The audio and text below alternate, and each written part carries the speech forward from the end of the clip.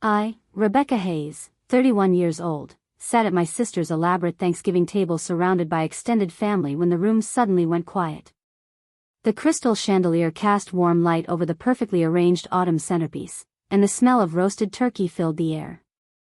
My sister Vanessa stood up, wine glass trembling slightly in her manicured hand, and looked directly at me with eyes I barely recognized. "At least my children have a real father," she announced to the entire room, her voice cutting through the pleasant dinner conversation.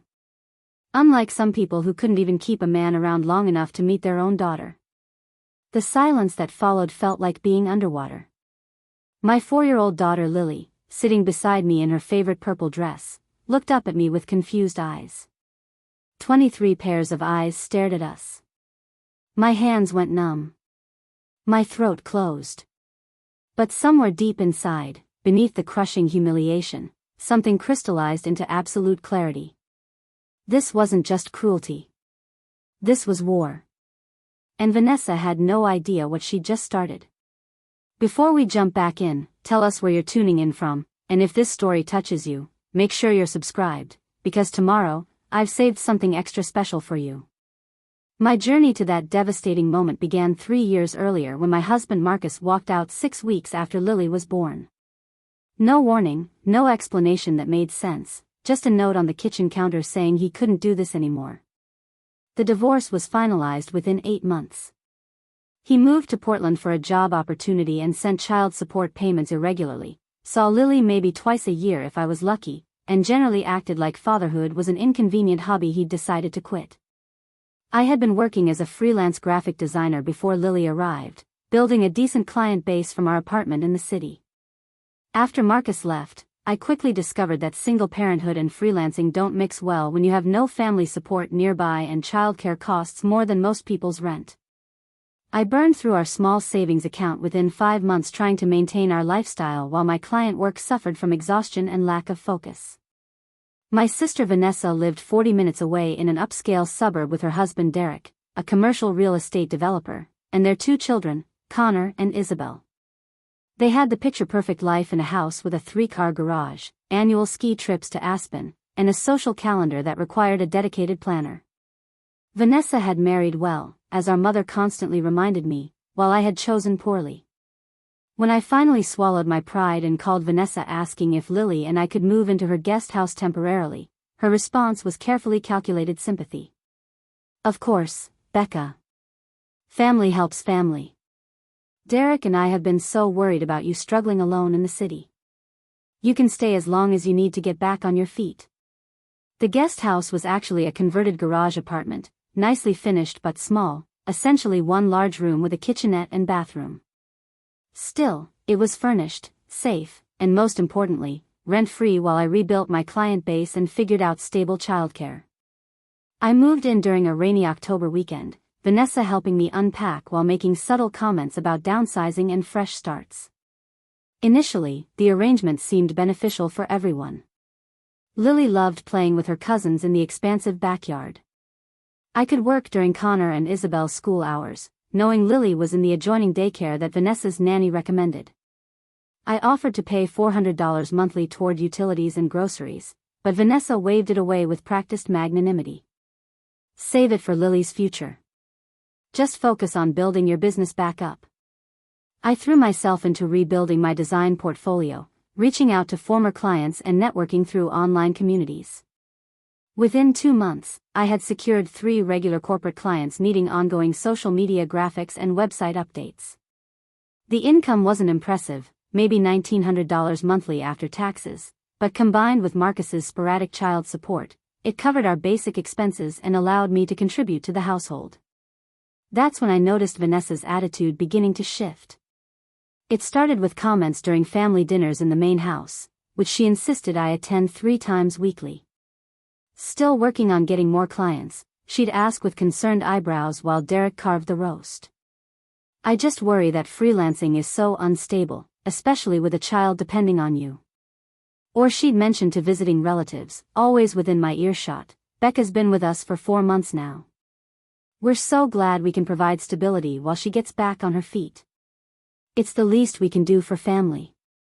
The emphasis on charity, on my dependents, grew more pronounced with each passing week.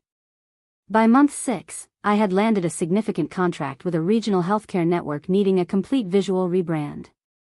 The project would pay $8,000 over 3 months, finally giving me the financial cushion I desperately needed. I shared the news at dinner, excited for the first time in months about my professional trajectory. Vanessa's smile didn't reach her eyes. "That's wonderful, Becca. Now maybe you can start thinking about your own place soon." The comment stung, particularly since she'd repeatedly told me to take my time. Derek, who usually remained diplomatically silent during family discussions, added, "Real estate market's tough right now, but I could help you find something affordable. Maybe a small apartment in a decent school district." I noticed how Vanessa and Derek exchanged glances whenever I mentioned professional successes. My brother-in-law's sister, Christine, visited from Chicago that summer and confided something troubling after too much wine at a barbecue.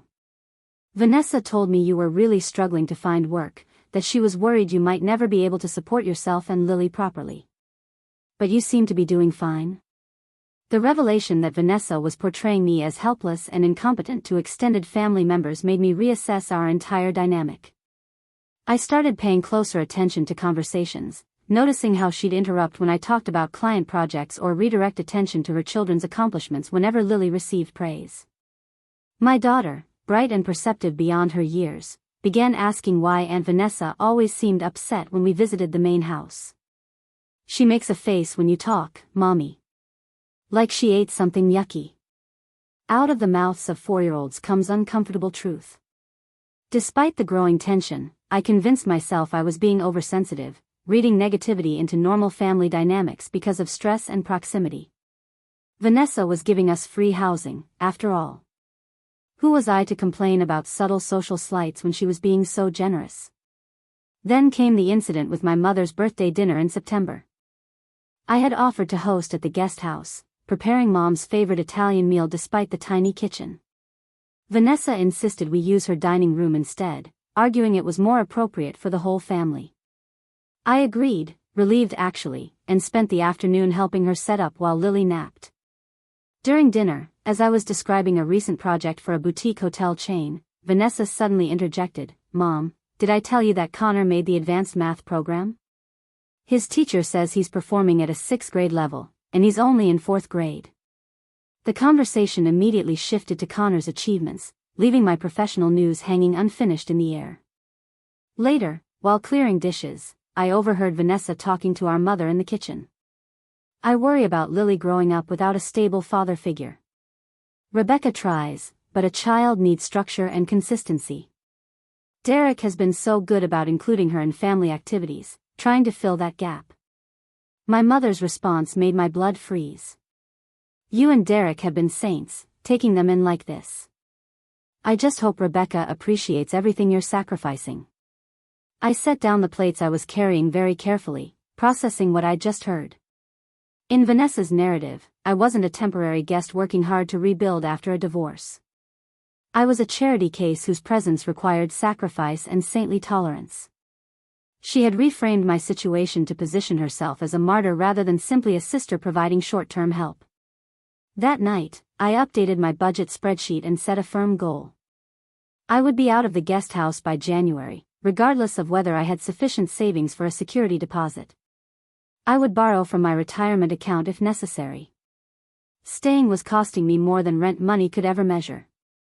As autumn progressed, Vanessa's behavior became increasingly passive-aggressive. She'd schedule family activities without mentioning them to me, then act surprised when Lily felt excluded seeing her cousins leave for pumpkin patches or movies. She made pointed comments about the guest house utilities when I worked late with the lights on. She began correcting my parenting choices in front of other family members, suggesting different discipline approaches or dietary restrictions I should consider. The final straw before Thanksgiving came when I discovered Lily crying in the backyard playhouse. Through her tears, she explained that Isabel had told her that their mommy said Lily's daddy didn't love her enough to stay, which was why we lived in the small house instead of having our own home like normal families. I confronted Vanessa immediately, finding her in her home office reviewing investment portfolios. "Did you tell Isabel that Marcus left because he didn't love Lily?" She looked up from her computer with carefully composed confusion. I would never say that to a child, Becca. You know how kids misunderstand adult conversations. Isabel must have overheard something and gotten confused. What adult conversation would your 7-year-old have overheard that involved my daughter's father not loving her? Vanessa sighed with practiced patience. Look, you're obviously stressed. Maybe you misunderstood what Lily said. Children have vivid imaginations.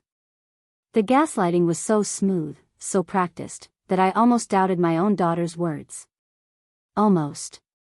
Instead, I filed the incident away with all the other small cruelties and began actively apartment hunting, even looking at places slightly beyond my budget. Thanksgiving arrived with Vanessa insisting on hosting the extended family gathering as usual. 23 people crammed into her dining room and overflow seating in the living room. I had offered to cook several dishes, but she declined, saying she had everything handled. I showed up with Lily, who wore her favorite purple dress with sparkly shoes, excited to see cousins and grandparents. Preparing and narrating this story took us a lot of time, so if you are enjoying it, subscribe to our channel, it means a lot to us. Now back to the story. Dinner conversation flowed pleasantly enough initially. I sat between my cousin Mariah and Uncle Tom, making small talk while Lily colored at the kids' table nearby. Vanessa held court at the head of the main table, describing their recent kitchen renovation and upcoming holiday plans in Vail.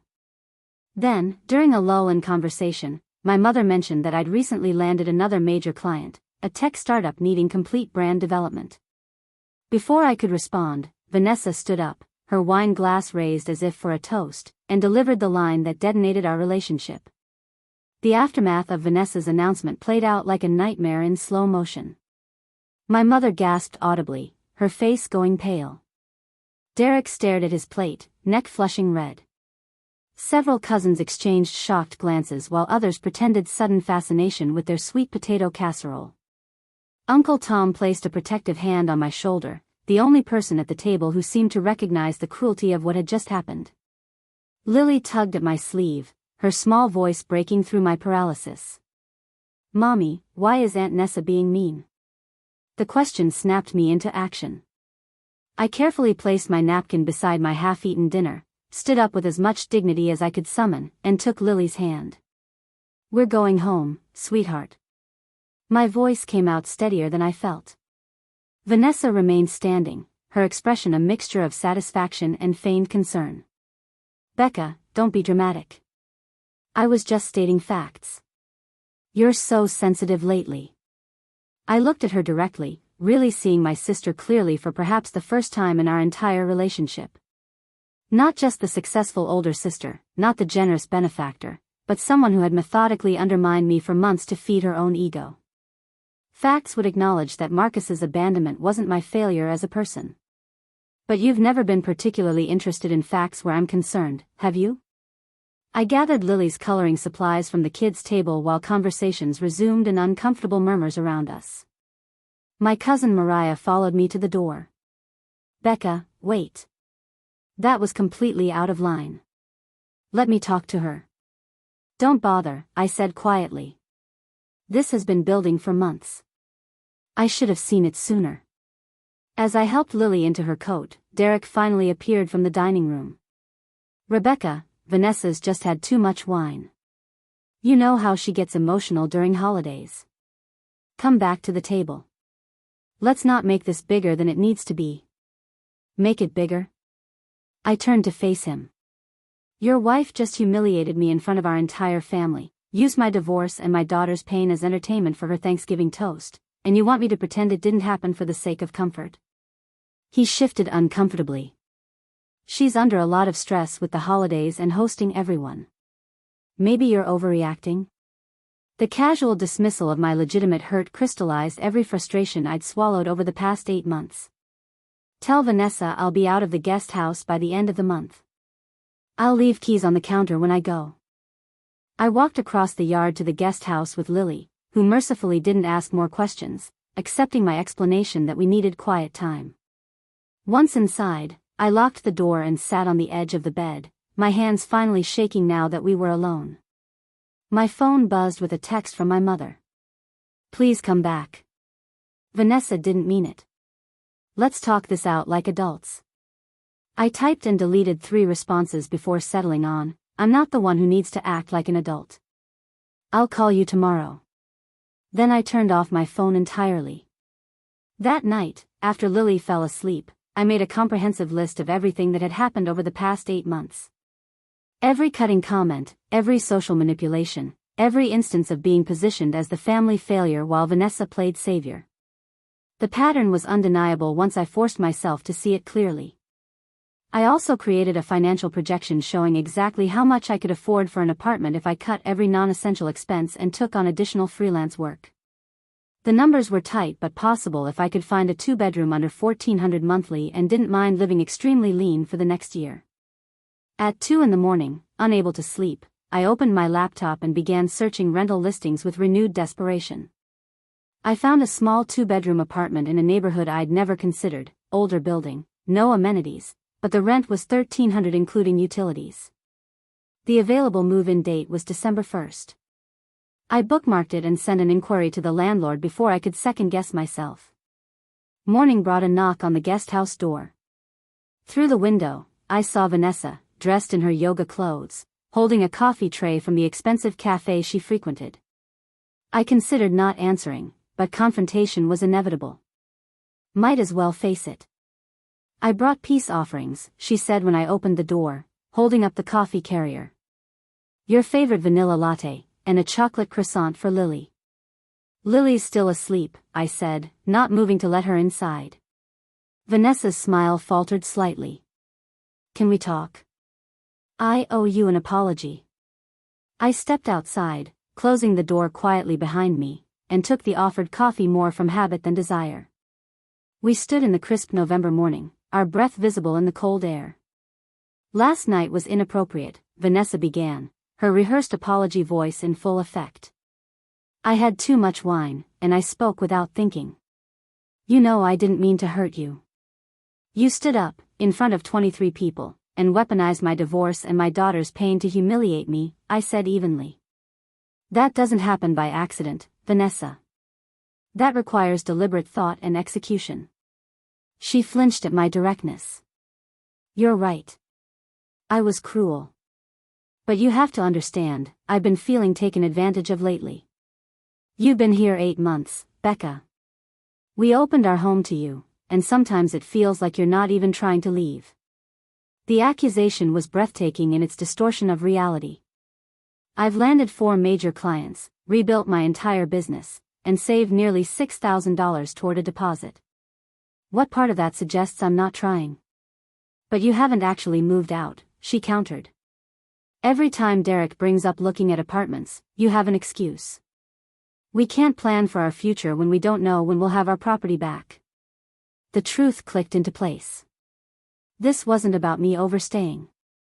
It was about Vanessa needing me to fail, to remain dependent, to validate her position as the successful sister. My progress threatened her narrative. I'm viewing an apartment this weekend, I told her. I'll be out by December 15th at the latest. Her expression flickered through several emotions before settling on concerned doubt. Becca, be realistic. Can you really afford a place on your own? What about Lily's stability? Maybe we should talk about a more gradual transition, some kind of arrangement where you contribute rent here while you continue saving.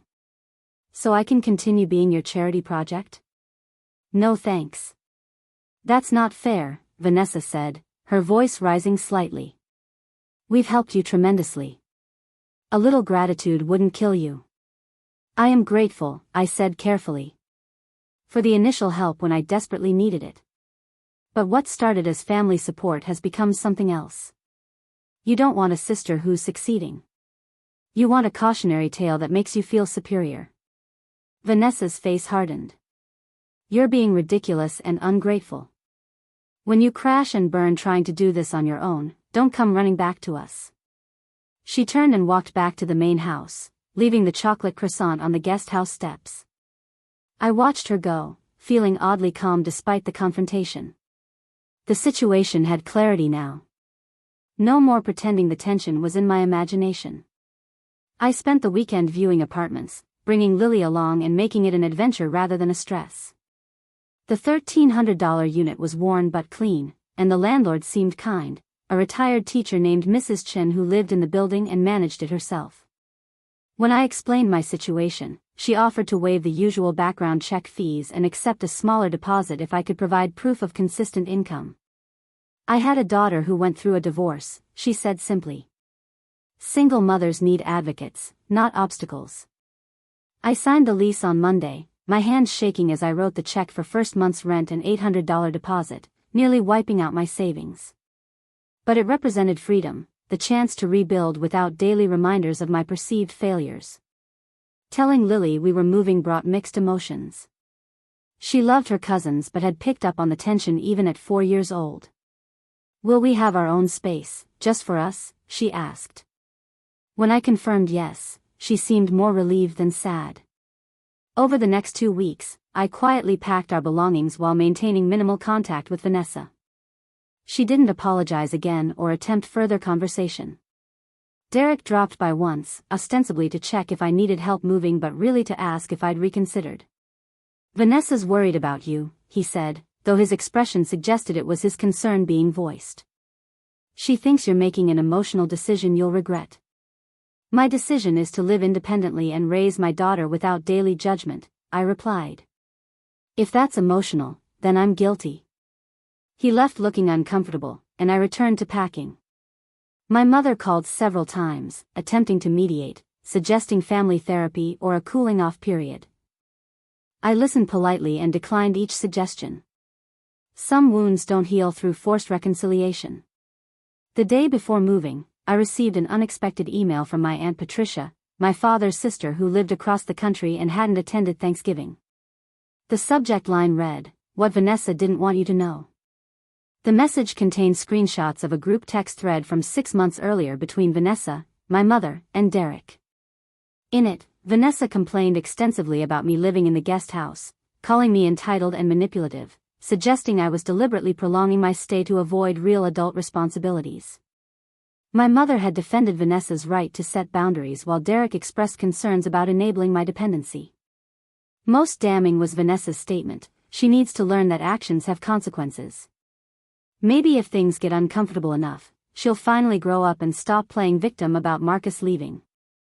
Aunt Patricia's message continued, I received these by mistake when Vanessa tried to text me about something else and accidentally attached this conversation. I thought you should know what's really been said behind your back. I'm sorry, honey. You deserved better from your family. I read the entire thread 3 times, my initial hurt transforming into something colder and more focused. This wasn't just Thanksgiving wine talking. This was months of calculated contempt, shared and reinforced by my own mother and brother-in-law. I forwarded the screenshots to my personal email, backed them up in 3 locations, and began forming a plan. Not revenge exactly, but a systematic correction of the narrative Vanessa had been spinning about me. Moving day arrived cold and drizzly. I hired 2 college students from a neighborhood app to help load my belongings into a rental truck. Vanessa watched from her kitchen window but didn't come out to say goodbye. I left the guest house keys on the counter as promised, the space spotlessly clean and empty. Mrs. Chen helped me unload at the new apartment, insisting on watching Lily while I directed furniture placement. The space was modest, but it was ours. No more walking on eggshells, no more justifying my choices, no more carefully managed family dinners. That evening, after Lily fell asleep in her new bedroom decorated with the fairy lights she'd picked out, I opened my laptop and began writing. Not an angry rant or social media expose, but a carefully worded blog post about rebuilding after divorce, the unexpected challenges of family dynamics, and finding independence. I didn't name Vanessa or anyone specific. I didn't need to. The story spoke for itself, experiences thousands of single mothers would recognize. I ended with resources for affordable housing, freelance platforms, and support groups, positioning the piece as genuinely helpful rather than purely venting. I posted it on my professional website and shared it through my design network. Within 24 hours, it had been shared 47 times. Within a week, over 3,000. Comments poured in from women sharing similar experiences, thanking me for articulating feelings they'd struggled to express. The viral attention brought unexpected professional opportunities. A women's advocacy organization reached out about designing materials for their single-parent support program. A podcast focused on family dynamics invited me for an interview. A small publisher inquired about expanding the post into a longer-form essay collection. I accepted all 3 opportunities, throwing myself into work with renewed purpose. My income increased steadily as my reputation grew beyond just graphic design into advocacy and storytelling. By February, I was earning more than I had before Lily was born, with a waiting list of clients wanting to work with me specifically. Meanwhile, I maintained radio silence with Vanessa despite several texts attempting to re-establish contact. She'd heard about the blog post, she wrote, and thought it was unnecessary to air family problems publicly, though she still didn't acknowledge that she was the problem being aired. My mother called, upset that people were asking her if she was the unsupportive mother referenced in my writing. I pointed out that I hadn't identified anyone, and if she felt guilty, perhaps she should examine why. The conversation ended tersely. But the response that surprised me most came from Derek. He appeared at my apartment one Saturday morning in March, asking if we could talk privately. I agreed, curious about what could have prompted an unannounced visit. We sat in my small living room while Lily played in her room. Derek looked uncomfortable, older somehow than when I'd last seen him at Thanksgiving. "I need to tell you something," he began, "and I need you to understand it's not about taking sides, but about doing what's right." Over the next hour, Derek revealed that he'd been increasingly troubled by Vanessa's behavior over the past year, not just toward me but in general. Her spending had become concerning, designer purchases hidden from him, credit card bills he didn't recognize.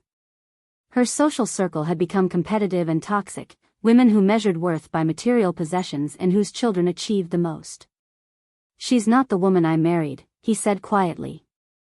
"Or maybe she is, and I just didn't want to see it." He handed me a folder containing financial documents, credit card statements showing purchases I recognized from the guest house months, furniture and electronics Vanessa had bought then told insurance were stolen to collect claims money. She listed several items as being taken during a break-in that never happened. "I found them stored in our garage." "That's fraud, Rebecca." I stared at the evidence, processing the implications. "Why are you telling me this?" "Because I'm filing for divorce," Derek said. "And I need someone who understands what it's like to be on the receiving end of Vanessa's manipulation to confirm that I'm not crazy, that this pattern of behavior is real and destructive." The revelation stunned me. Perfect Vanessa, with her perfect marriage and perfect life, was getting divorced. And unlike my situation, this appeared to be entirely of her own making. "I'm sorry," I said, meaning it despite everything.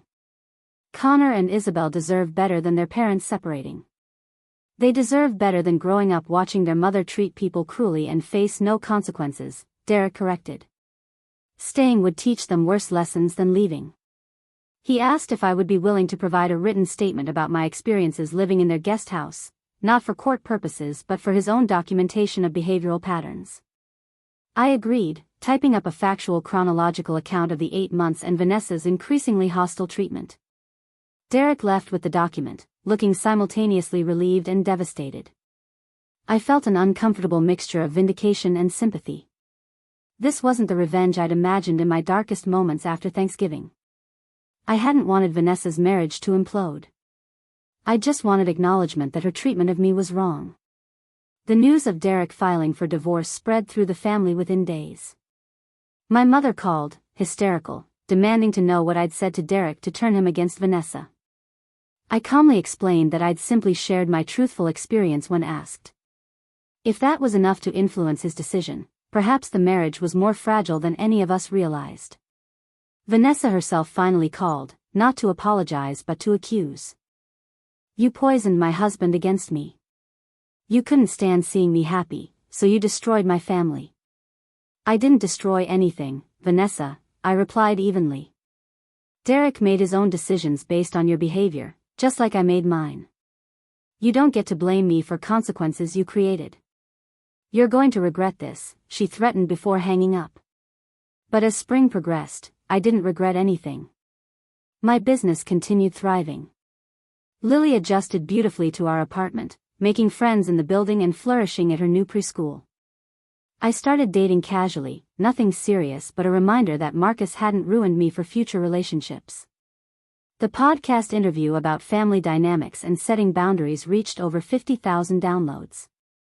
The small publisher offered a modest advance for an essay collection exploring themes of independence, motherhood, and navigating family betrayal. I signed the contract and began writing in earnest.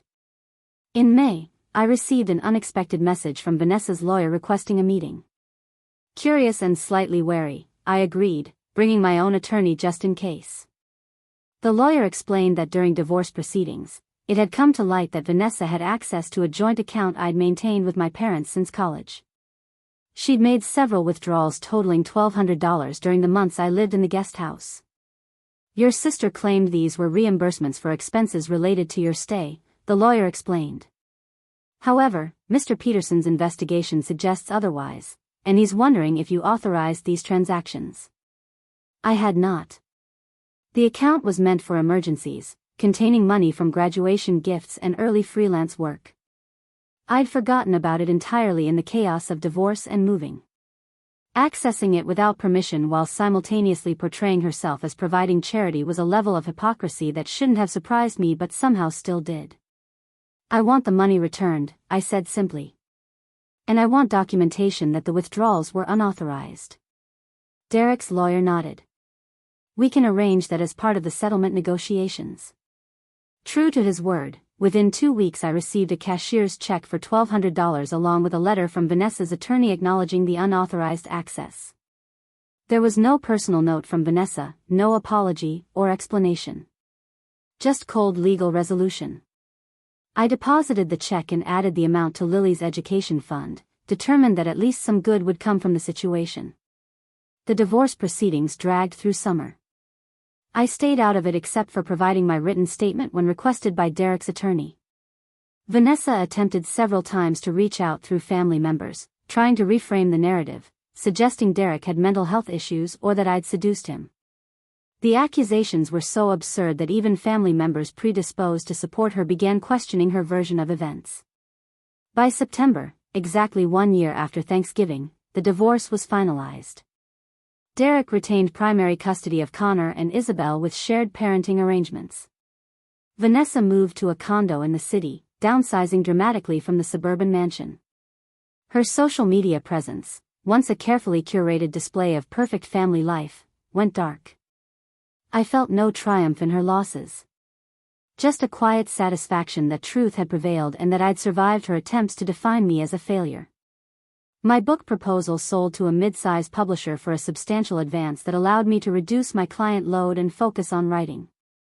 The essay collection, titled Standing Up When Family Lets You Down, released the following spring to strong reviews and steady sales. It resonated particularly with women who'd experienced similar family dynamics, creating a community of people supporting rather than undermining each other. 2 years after that terrible Thanksgiving, I sat in a bookstore doing a reading for a surprisingly large crowd. Lily, now 6, sat in the front row with Mrs. Chin, my landlord-turned-friend who'd become like a grandmother to her. As I read passages about finding strength in adversity and building chosen family when blood relatives fail you, I caught sight of a familiar face in the back row. Vanessa. She stayed through the entire reading, slipping out during the signing session before I could approach her. But she left a note with the bookstore staff. I opened it in the parking lot later, curious about what she could possibly have to say. I read your book. All of it. You were right about everything, and I was wrong. I don't expect forgiveness. I don't even deserve the chance to ask for it. But I needed you to know that I see now what I couldn't see then. You were never the failure I tried to make you into. I was. I'm sorry. The apology, 2 years late, didn't erase the damage. But it offered something I hadn't expected, acknowledgement that my truth was valid, that I hadn't imagined or exaggerated the harm she'd caused. I folded the note and put it in my wallet, not as a trophy but as a reminder. Some people do change. Most don't. And either way, my worth isn't determined by their recognition of it. Today, Lily thrives in 2nd grade. My design business continues steady while my writing career grows. I've built a life that doesn't require anyone's permission or approval, a life where I define success by my own standards rather than someone else's narrow measurements. Marcus still sends sporadic child support and sees Lily twice a year if we're lucky. But she has Mrs. Chen, my cousin Mariah who became a true sister, and Patricia who believed me when it mattered, and a growing circle of chosen family who show up consistently. And she has me, standing strong, building something lasting not despite the betrayal and hardship, but because of the strength I discovered surviving it. That Thanksgiving dinner, devastating as it was, became the catalyst for claiming my independence and writing my own story instead of accepting the narrative others tried to impose. The guest house doesn't define me. Vanessa's cruelty doesn't define me. Even Marcus's abandonment doesn't define me. I define myself, through actions, choices, and the refusal to let anyone make me feel small ever again. Have you ever had family members tear you down when you needed support most? How did you find the strength to rebuild and stand on your own? Share your experiences in the comments below, and remember to subscribe for more stories of resilience and transformation. Tomorrow I have something truly special planned, a conversation with experts on setting healthy boundaries with toxic family members. You won't want to miss it. The weeks following my departure from Vanessa's guest house brought a clarity I hadn't experienced in years.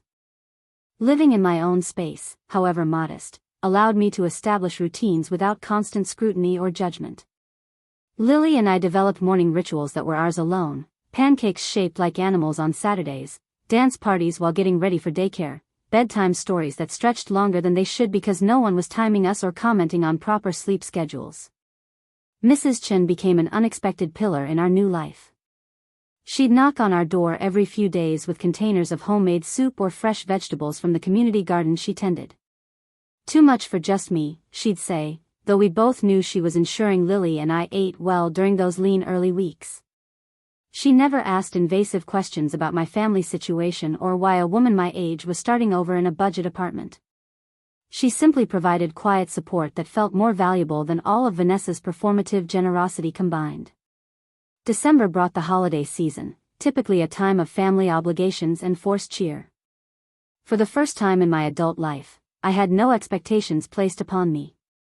No elaborate dinners to attend where every word would be analyzed, no gift exchanges that somehow always left me feeling inadequate. Just Lily and me, creating our own traditions in our small apartment decorated with handmade ornaments and a tabletop tree from the discount store.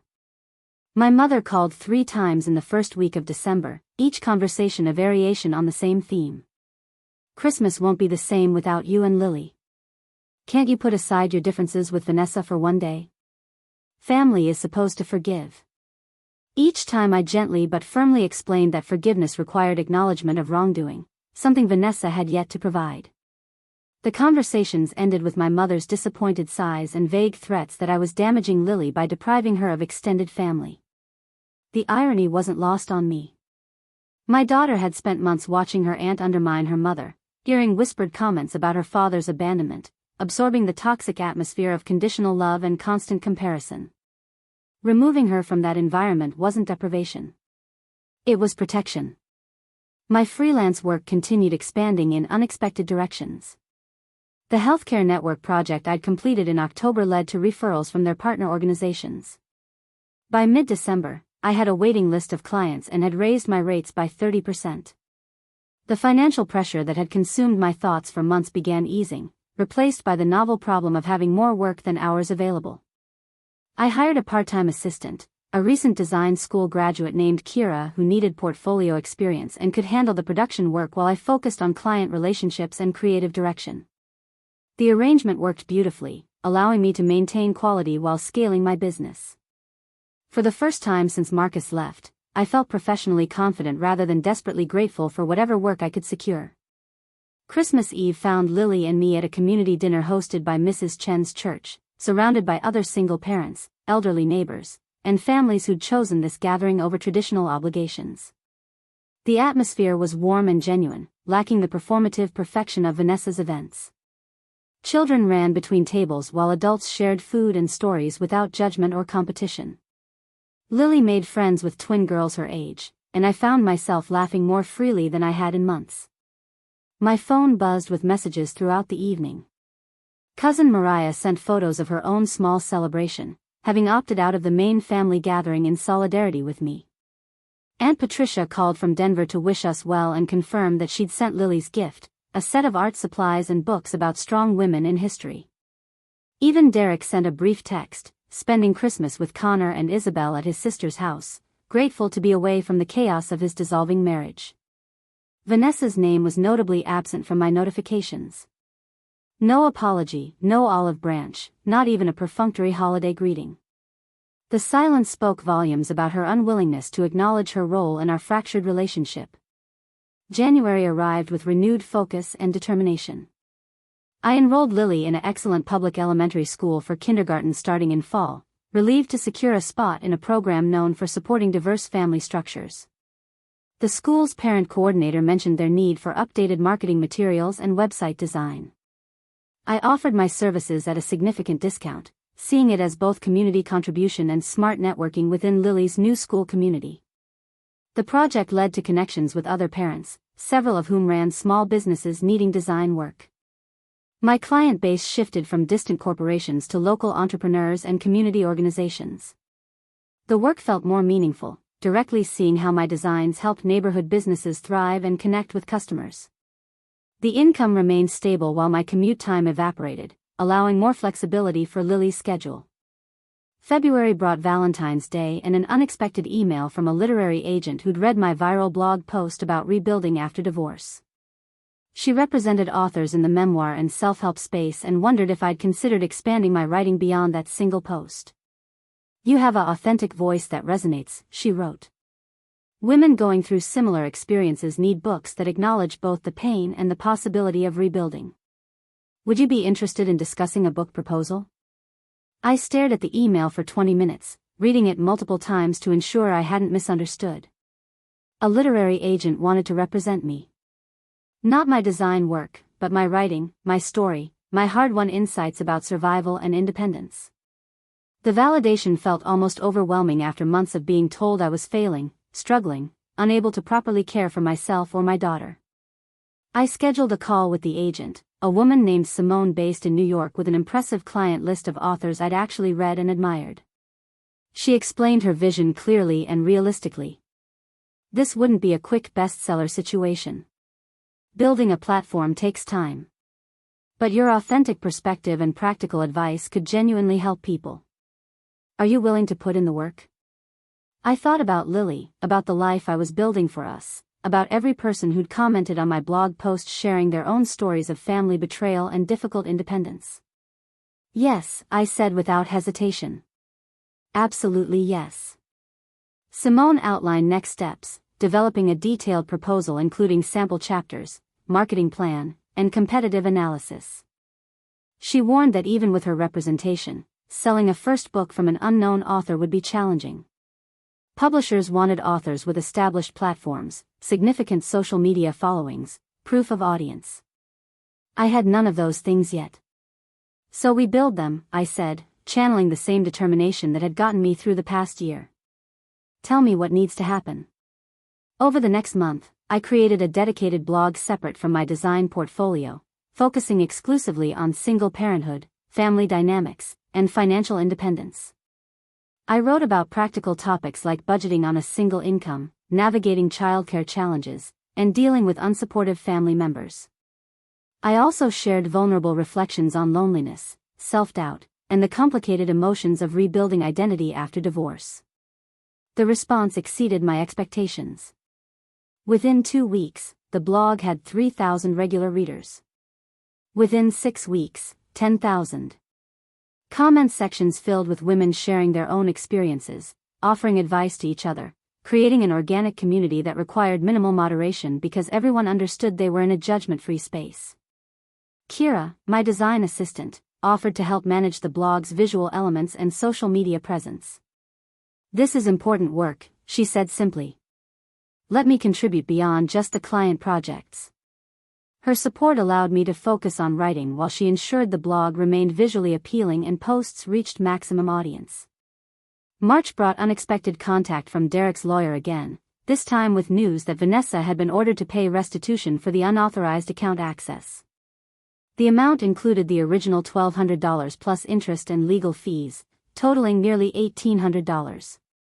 The check arrived with no personal note, just a formal legal notification of debt settlement. I deposited the money into Lily's education savings account, watching the balance grow to nearly $4,000. My daughter's future felt increasingly secure despite Marcus's minimal involvement and my family's dysfunction. I'd built this security through my own efforts, and no one could take that accomplishment away. The blog continued gaining readership, attracting attention from parenting websites and women's publications. An editor from a national magazine reached out about commissioning an essay on family estrangement during holidays. The piece would pay $1,200 for 1,500 words, more than I'd ever earned for pure writing. I accepted immediately and crafted an essay that balanced personal experience with broader analysis of toxic family dynamics and the courage required to establish boundaries. The essay published in late April, beautifully designed across 4 glossy pages with a photo of Lily and me in our apartment, laughing together while making breakfast. The image captured genuine joy, the kind that doesn't require perfect settings or expensive possessions.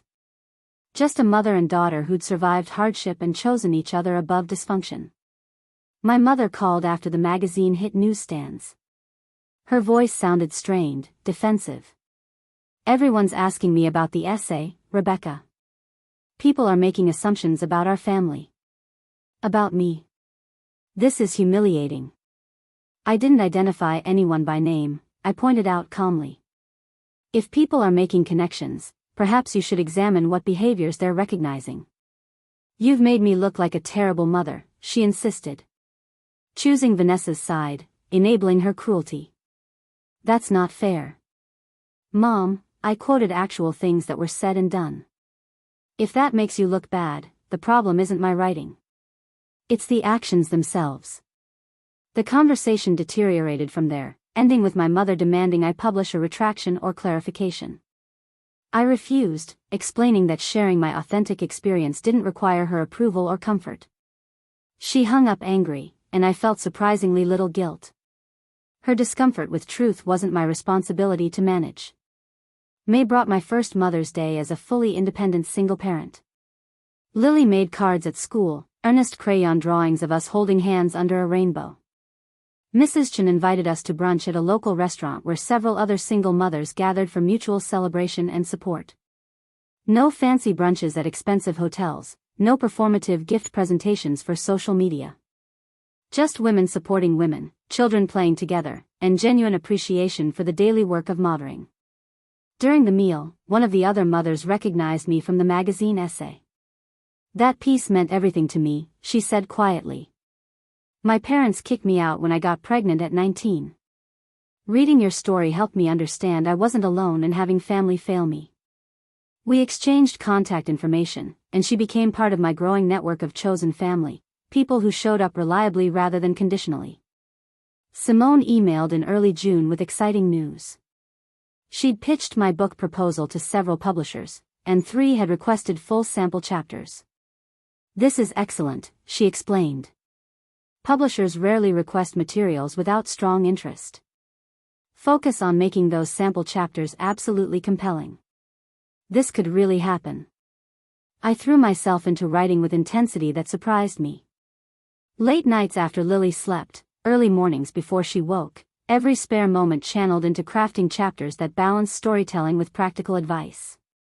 I wrote about the night I spent in the Walmart parking lot after leaving Vanessa's house, the spreadsheets that helped me budget on minimal income, the moment I realized my worth wasn't determined by others' validation.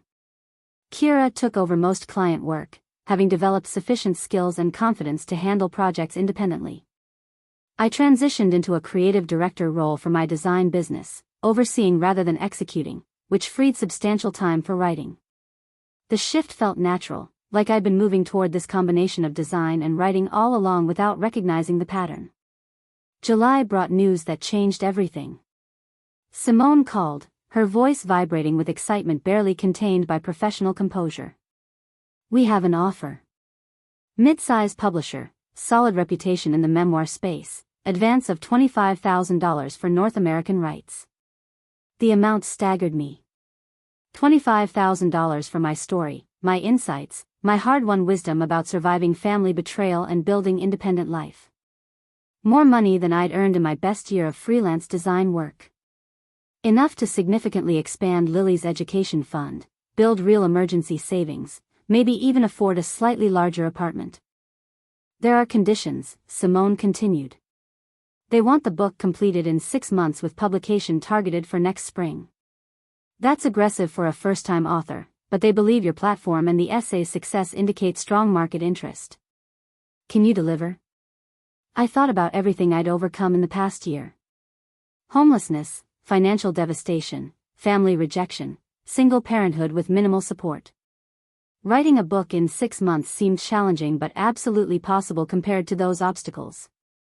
I can deliver, I confirmed, hands shaking as I gripped the phone. The contract arrived within days, dense legal language that Simone helped me navigate.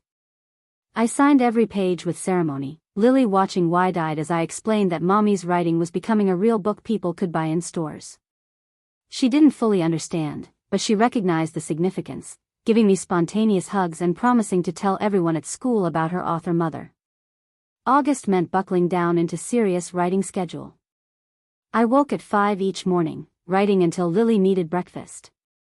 After dropping her at summer camp, I wrote until lunch. Afternoons were client calls and administrative work, evenings belonged to Lily, then more writing after her bedtime.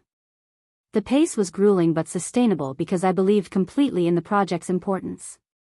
The book took shape across chapters covering practical survival topics like emergency budgeting, finding affordable childcare, and navigating legal systems, interwoven with personal narrative about my journey from Vanessa's guest house to independent life. I included resources, worksheets, and action steps so readers could apply concepts immediately rather than just consume my story passively. September brought Lily's first day of kindergarten, a milestone that felt monumentally significant. My daughter, wearing a new backpack and light-up sneakers, walked confidently into her classroom without looking back. I cried in the parking lot, overwhelmed by how far we'd come and how stable her life had become despite every obstacle. The kindergarten parents welcomed me warmly, several recognizing my name from the magazine essay or blog. One mother, Jennifer, pulled me aside during pickup. My sister's going through a terrible divorce. Her family's been awful about it. Could I give her your blog information? I think it would really help her. Of course, I said, genuinely honored that my experiences could provide comfort to someone else navigating similar pain. This organic spreading of support and resources felt more meaningful than any viral post metrics. Real women helping real women through specific, devastating situations. October arrived with crisp autumn air and completed book manuscript. I sent the final document to Simone with mixture of pride and terror. 6 months of intensive work, my most vulnerable experiences and hard-earned insights, all packaged into 70,000 words. Either publishers would embrace it or reject it, and I'd have no control over that outcome. Simone's response came within days. It's excellent, Rebecca. Honest, practical, emotionally resonant. I'm sending it to the publisher with complete confidence. Her professional validation steadied my nerves as I waited for official feedback. The publisher's response exceeded expectations. Minor editorial suggestions, overall enthusiasm for the manuscript's balance of storytelling and actionable advice, confirmation that they'd proceed with spring publication. My editor, a woman named Patricia who'd guided dozens of successful memoirs, scheduled our first call. Your voice is exactly what readers need right now, Patricia said during our introduction. Authentic struggle without victimhood, practical solutions without toxic positivity. This book will genuinely help people. Her confidence in the project helped me believe it too, pushing past imposter syndrome whispers that I wasn't qualified to offer guidance. November meant shifting into book marketing mode while Patricia's team handled editing. Social media presence needed expanding, media training for potential interviews, platform building to support publication. The learning curve was steep, but I approached it with same determination that had carried me through the previous year's challenges. Thanksgiving arrived exactly 1 year after Vanessa's devastating announcement. I spent the day with Lily, Mrs. Chen, and several other neighbors in the building's community room, everyone contributing dishes for potluck feast. The atmosphere radiated warmth and genuine gratitude, people appreciating each other's presence rather than performing for social approval. During dinner, I reflected on the previous year's transformation. From humiliated woman fleeing her sister's house to published author with thriving business and supportive community. The journey had been brutally difficult, but it had revealed strengths I hadn't known I possessed and connected me with people who valued authenticity over appearance. My phone stayed silent throughout the day. No calls from Vanessa, my mother, or extended family who'd witnessed my public humiliation. Their absence no longer hurt. It simply reinforced that I'd made correct decision prioritizing my well-being and Lily's stability over dysfunctional family loyalty. December brought book cover reveal, professional photograph of me and Lily on the back, publication details confirmed for March release. The design was elegant and welcoming, perfectly capturing the book's balance of vulnerability and strength. Simone organized advance reader copies for influencers and reviewers, building buzz before official launch. The holidays passed peacefully in our small apartment, Lily and I creating traditions that belonged only to us. We baked cookies using Mrs. Chen's recipes, watched classic movies in pajamas, volunteered at community shelter serving Christmas dinner. Simple activities that cost little money but generated authentic joy and memories. January brought galley proofs requiring final review before printing. I read every word multiple times, making tiny adjustments and corrections. Seeing my experiences transformed into actual book format felt surreal, like watching my life become literature. The dedication page honored Lily, Mrs. Chen, and all single mothers rebuilding after family betrayal. No mention of Vanessa or my parents, their absence from acknowledgement speaking volumes. February meant preparing for book launch in just weeks. Simone arranged podcast interviews, blog tours, local bookstore readings. The marketing schedule was intensive but exciting, opportunities to share my story and hopefully help other women feeling isolated in similar struggles. Patricia connected me with support organizations serving single mothers, arranging donations of books to their resource libraries. The publisher organized launch party at independent bookstore in my neighborhood for early March. Invitations went to friends, clients, blog readers, anyone who'd supported my journey. I specifically invited Mrs. Chen, Kira, Jennifer from Lily's school, and cousin Mariah who'd stood by me when most family hadn't. No invitation went to Vanessa, my mother, or Derek, their presence would distract from celebrating this achievement. Launch day arrived with mixture of excitement and terror. The bookstore filled beyond capacity, people standing in aisles and doorways. Mrs. Chen sat front row holding Lily, both beaming with pride. Kira managed book sales table while Mariah photographed the event. The support felt overwhelming in best possible way, tangible proof that chosen family could be stronger than biological connections. I read passages about that first night in the guest house apartment, about calculating budgets on napkins at diners, about the moment I realized my worth wasn't tied to others' approval.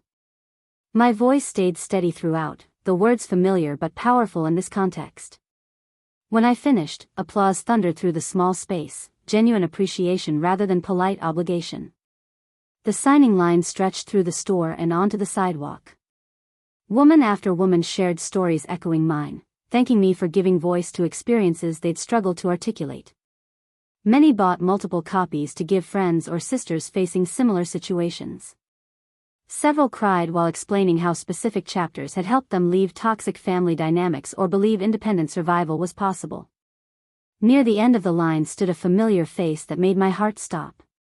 Vanessa, looking smaller somehow than I remembered, holding a copy of my book. We stared at each other for a long moment before she spoke. "I bought this yesterday," she said quietly. "Read it cover to cover last night. I couldn't sleep after finishing." I waited, unsure what response this moment required. Around us, the bookstore buzzed with celebration and conversation, but our interaction existed in a bubble of tense silence. "You told the truth," Vanessa continued. "All of it. And I was worse than you even described. More calculated, more cruel." Her voice cracked slightly. "I don't expect forgiveness. I don't deserve it. But I needed you to know that I finally see what I did, how I treated you when you needed family most. This was the apology I'd imagined during countless sleepless nights. The acknowledgement that my experience was valid, that her behavior was wrong, that I wasn't crazy or oversensitive. Yet hearing it now, after building life that didn't require her validation, the words held less power than I'd anticipated. "Thank you for saying that," I replied carefully. "It means something to hear you acknowledge the harm." "Derek told me about the book months ago," Vanessa admitted. "About your success, everything you'd built after leaving my house. I was so angry at first. Convinced you'd written it specifically to humiliate me. Then I actually read it, and I realized you barely mentioned me directly. This wasn't about revenge. It was about healing. It was about helping other women know they're not alone," I corrected. "That family betrayal doesn't define them, that independent survival is possible even when it seems impossible." Vanessa nodded, tears sliding down her cheeks despite obvious efforts to maintain composure. "Connor asks about you and Lily sometimes. Wonders why we don't see you anymore." I haven't known how to explain that I destroyed the relationship through my own cruelty. The mention of my nephew stirred complicated emotions. Connor and Isabel were innocent in adult conflicts, casualties of their mother's behavior and their parents' divorce. They didn't deserve losing extended family connections because of Vanessa's choices. "Maybe someday," I said neutrally, not committing but not completely closing the door either. "When enough time has passed and trust can potentially rebuild. But that would require sustained change, not just words." "I understand," Vanessa said. "I'm in therapy now. Trying to understand why I needed to diminish you to feel successful. It's ugly work, facing who I really was." She signed my book with shaking hand, and I noticed she'd personalized the title page with her own message. "To Rebecca, who survived my worst and built something beautiful anyway. I'm sorry for everything. Vanessa." After she left, I stood holding the book, processing the unexpected encounter. This was closure I hadn't realized I needed, confirmation that the harm wasn't imagined and that even Vanessa recognized her responsibility. Whether our relationship could ever be repaired remained uncertain, but at least truth had been spoken and acknowledged. The launch party continued around me, celebration of achievement earned through hardship and determination. I rejoined the festivities, accepting congratulations and signing books until my hand cramped. Lily fell asleep on Mrs. Chen's lap, exhausted from excitement but smiling even in sleep. As I watched my daughter, my community, the tangible proof of my book's existence, I understood that the journey from Vanessa's guest house to this moment had required every painful step. The humiliation, the struggle, the loneliness, all of it had forged me into someone stronger, more capable, more authentic than I'd been before. The book's success over following weeks exceeded publisher expectations. Strong sales, positive reviews, media coverage that expanded my platform significantly. But the real victory was hearing from readers whose lives changed after reading my story. Women who left toxic situations or established boundaries or simply felt less alone in their struggles. Vanessa and I maintained careful distance, occasional texts checking in but no attempts at forced reconciliation. Derek reported that she was genuinely working on herself, attending therapy consistently and taking accountability for past behaviors. Time would tell whether change was sustainable, but for now, the space between us felt appropriate and healthy. My relationship with my mother remained strained but slowly improving. She'd read the book, finally confronting her own role in enabling Vanessa's treatment of me. Our conversations became slightly less defensive, though full healing would require much more time and consistent effort from both sides. Lily thrived in kindergarten, making friends easily and showing no lasting trauma from the previous year's upheaval. Her resilience reminded me daily why fighting for our independence had been absolutely necessary, even when it felt impossibly hard. The book's success led to speaking opportunities at women's conferences, university events, and support organization gatherings. Each speech allowed me to connect with more women navigating family estrangement, financial hardship, or single parenthood struggles. The community continued growing, women supporting women through authentic sharing rather than performative perfection. Financial stability became genuine reality rather than distant goal. Book advance combined with speaking fees and continued design work meant Lily's education fund grew substantially.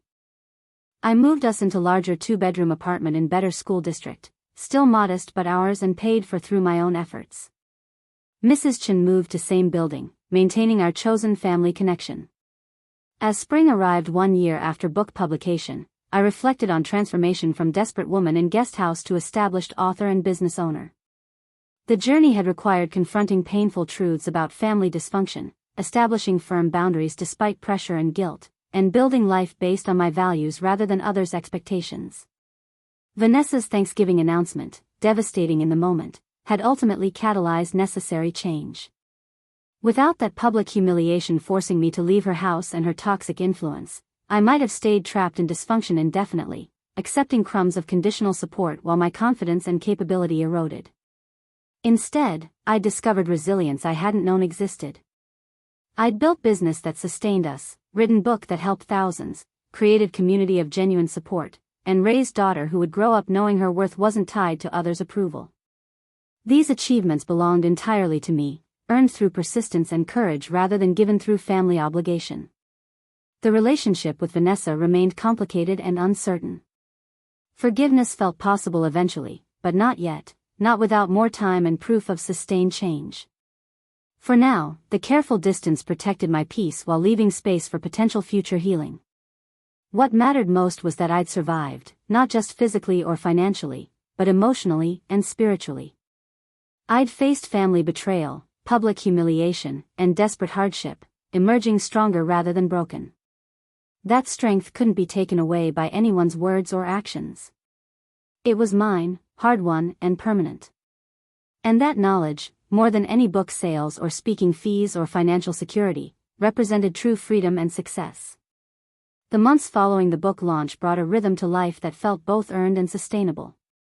Summer arrived with Lily finishing kindergarten, her report card filled with positive notes about her kindness toward classmates and eagerness to learn.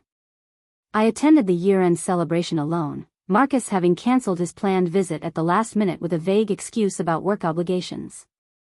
Lily's disappointment lasted exactly 10 minutes before she was distracted by friends and end-of-year activities.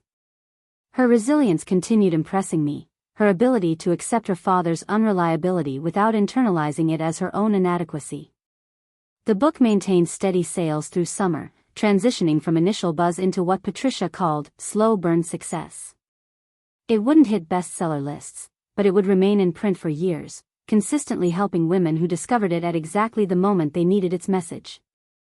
Reader emails arrived daily, women sharing how specific chapters had given them courage to leave toxic situations or establish boundaries with manipulative family members. Each message reminded me why the difficult work of writing so vulnerably had been worth the exposure and risk. Simone called in July with unexpected news. A film production company had reached out about adaptation rights, interested in developing the book into a limited series for streaming platform. The offer was modest by Hollywood standards, option payment of $15,000 with substantial additional compensation if the project actually got produced. Most options never become actual films, Simone cautioned. But the money is real regardless, and the exposure would be significant for your platform. I accepted the offer after careful consideration and legal review. The contract allowed me creative consultation if production moved forward but acknowledged that adaptation would require changes for dramatic purposes. I made peace with potentially seeing my story transformed into something only loosely resembling my actual experience. The core message about surviving family betrayal and building independence would hopefully remain intact even if specific details changed. The option payment allowed me to reduce client work further, focusing primarily on writing and speaking engagements. Kira had fully taken over the design business, rebranding it under her own name with my blessing. We maintained partnership arrangement where I received small percentage of profits in exchange for occasional creative direction, but the day-to-day operations belonged entirely to her now. Watching her success and growth felt deeply satisfying, knowing I'd helped launch someone else's career while building my own. August brought Lily's 6th birthday, celebrated with party at the community park attended by her school friends and our chosen family. Mrs. Chen baked elaborate cake decorated with Lily's favorite characters. Jennifer from school organized games while Mariah handled photography. The gathering reflected the life I'd built, surrounded by people who showed up consistently and celebrated genuinely rather than performing for social media or maintaining appearances. Marcus sent a birthday card 3 days late with a check for $50, his typical pattern of minimal effort and inconsistent timing. Lily thanked him politely during their brief phone call but showed more genuine excitement about the art supplies Mrs. Chen had given her. I no longer felt anger about Marcus's inadequacy as a father, just sadness that he was missing the opportunity to know this remarkable child we'd created together. September meant Lily starting first grade, another milestone marking our progress towards stability and normalcy. She bounded into her new classroom with confidence I'd worked hard to nurture, secure in her worth despite having only one actively present parent. Her teacher, Ms. Rodriguez, sent home glowing notes about Lily's empathy towards struggling classmates and creative approach to assignments. My daughter was thriving not despite our circumstances but perhaps because of them, learning early that resilience and kindness mattered more than perfect family structures. The speaking engagements increased throughout fall, organizations wanting me for conferences, university events, and corporate workshops about overcoming adversity and establishing healthy boundaries. Each speech paid between $1,500 and $3,000 depending on the venue and audience size. The income felt almost surreal compared to desperate months calculating whether I could afford both groceries and gas. During a speaking event at a women's business conference in October, I met Elena, a divorce attorney who specialized in cases involving financial abuse and family manipulation. We connected immediately over coffee after my presentation, her professional experience confirming patterns I'd observed in my own situation and heard from countless readers. "What you're describing isn't unusual," she explained.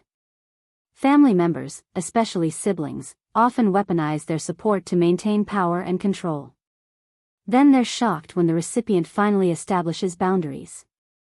Elena became both friend and valuable resource, occasionally consulting on reader questions about legal aspects of family estrangement or financial abuse. Her expertise added depth to advice I could offer through blog and social media, ensuring I never strayed into practicing law but could point women toward appropriate legal resources and questions to ask their own attorneys. November brought second Thanksgiving since Vanessa's devastating announcement. This year I hosted dinner at my apartment, space tight but adequate for Mrs. Chen, Mariah and her partner David, Jennifer and her children, and Kira. We crammed around my dining table extended with folding additions, passing dishes and sharing gratitude for genuine connections and hard-won stability. Lily beamed at the center of attention, delighting in having her various favorite adults together in one space. My phone remained silent throughout the day regarding biological family. My mother had sent brief text that morning wishing me happy Thanksgiving but making no invitation or suggestion we gather. Vanessa's name appeared nowhere in my notifications. Derek texted a photo of Connor and Isabel, looking happy at his sister's house, with simple message that they were doing well. The absence of family drama felt like its own kind of gift, space to enjoy chosen family without tension or performance. December brought news that the book had been selected for several Best of Year lists in the memoir and self-help categories. Sales increased again as media outlets featured it in holiday gift guides for women going through difficult transitions. Patricia reported that the publisher was thrilled with sustained performance and wanted to discuss a second book. "Your platform has grown significantly," she noted during our call. "You could command a much larger advance for another project. Have you thought about what story you'd want to tell next?" I had, actually. Months of reader emails had revealed common themes beyond family estrangement, questions about dating after divorce, raising confident children in non-traditional families, building careers while managing single-parent responsibilities, navigating co-parenting with unreliable ex-partners. Any of these topics could anchor a second book that expanded beyond my specific story into broader guidance and community wisdom. Simone and I developed proposal for the second book over the holidays, working title, Building Your Own Table, Creating Family and Community Beyond Biology. The concept explored how to construct support systems when blood relatives fail you, combining my continued personal journey with insights from other women who'd navigated similar challenges. The proposal included plans to interview single mothers, estranged adult children, and people who'd built chosen families, creating tapestry of experiences rather than just my singular perspective. We submitted the proposal to Patricia's team in early January. The response came within a week, enthusiastic approval with advance offer of $45,000, nearly double the first book's payment. The publisher loved the expanded scope and believed my established readership would embrace this evolution. I signed the contract with less ceremony than the first time but equal gratitude for the opportunity to continue writing work that mattered.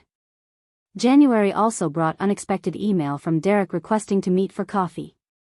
We'd maintained cordial but distant contact since his divorce from Vanessa, occasional texts about his kids but no substantive conversations. His request for in-person meeting triggered curiosity mixed with wariness about what might have prompted the outreach. We met at Neutral Cafe halfway between our neighborhoods on a gray Saturday morning. Derek looked healthier than during his marriage's dissolution. Some lightness returned to his expression despite the obvious strain of divorced co-parenting. We made awkward small talk about our children before he got to the point. Vanessa's getting remarried, he said abruptly. Guy she met in her therapy group, actually. Someone who apparently understands her struggles with control and perfectionism because he's dealing with his own issues. They're taking it slow, but she wanted me to tell you before you heard through family channels. The news surprised me less than my own lack of emotional reaction. Vanessa's relationship status no longer affected my life or well-being. I hope it works out well for her, I said, meaning it genuinely. Everyone deserves happiness and growth. She's changed, Derek continued. Really changed, not just performed change. She's acknowledged things to Connor and Isabel about her behavior, apologized for putting them through the divorce. She's working hard in therapy, addressing the root causes of her need to control and compete. He hesitated before adding, she talks about you sometimes. Regret about how she treated you, respect for what you've built despite her efforts to undermine you. That's good, I replied carefully. Genuine accountability is important for healing, both for her and the people she hurt. Derek stirred his coffee absently. She asked me to feel out whether you'd be open to meeting sometime. Not to force reconciliation, but maybe just to talk, clear the air more thoroughly than her brief apology at your book launch. I considered the request while watching traffic pass outside the cafe window. Part of me wanted to refuse, to maintain protective distance from someone who'd caused such deliberate harm. But another part recognized that Vanessa's genuine change, if real, deserved acknowledgement. And perhaps my own healing required facing her directly rather than maintaining permanent avoidance. I'm open to meeting eventually, I said finally. But not yet. I need more time, more evidence of sustained change rather than temporary improvement. Maybe in 6 months we can revisit the question. Derek nodded understanding. That's fair. More than fair, actually. I'll let her know you're not completely closed to the possibility but need time. He pulled out his phone and showed me photos of Connor and Isabel, both growing rapidly and apparently adjusting well to their parents' divorce and new arrangements. They ask about Lily sometimes. Whether she's doing okay, if maybe they could see each other sometime. The mention of Lily reconnecting with her cousins stirred complicated emotions. I deliberately kept them separated to protect my daughter from potential toxicity, but Connor and Isabel were innocent in their mother's choices. They'd lost their cousin relationship because of adult conflicts they hadn't created. Let me think about that too, I said. Maybe a neutral setting like a park or children's museum, limited time, just to see how everyone handles it. But that's also something for the future, not immediately. We parted amicably, Derek expressing genuine happiness about my success and stability. Driving home, I processed the conversation and my surprising openness to eventual reconciliation with Vanessa. The anger and hurt that had consumed me 2 years earlier had transformed into something less raw, more like scar tissue that no longer actively ached but remained tender to direct pressure. February brought Lily's 7th birthday and more significant milestone, Marcus requesting increased visitation schedule. He'd apparently gotten serious with a new girlfriend who wanted him more involved in his daughter's life. The sudden interest in parenting after years of minimal contact triggered skepticism and protectiveness. Elena helped me review the formal request and develop response that protected Lily's best interests while allowing Marcus opportunity to prove his commitment was genuine rather than performative.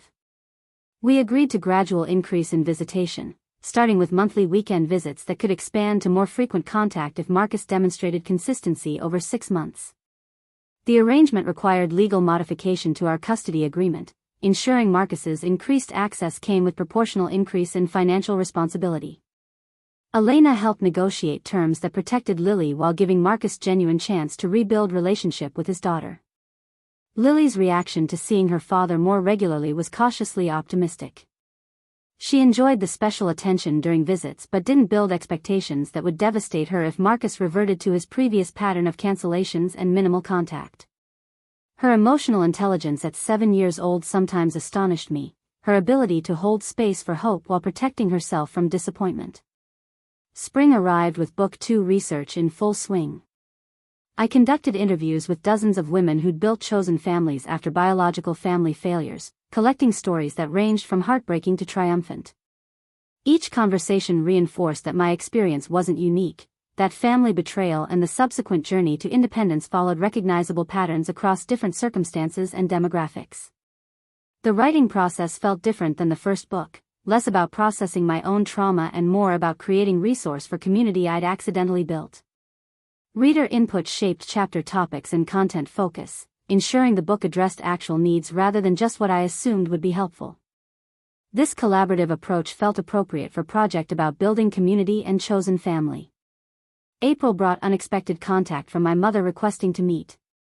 We'd maintained surface-level communication since the first book's publication, brief texts on holidays and birthdays but no substantive conversations about our fractured relationship. Her request for in-person meetings suggested something had shifted, though I approached it with careful boundaries and clear expectations. We met at a restaurant near her home, neutral territory where we'd shared several family meals during happier times. My mother looked older, new lines around her eyes and mouth suggesting stress beyond normal aging. She ordered tea but barely touched it, fidgeting with the cup while attempting small talk that neither of us believed. "I've been in therapy," she finally said, abandoning pretense of casual lunch. "For 6 months now. Working through a lot of things about our family dynamics, my role in enabling Vanessa's behavior toward you, my failure to protect you when you needed support." The admission surprised me into momentary silence.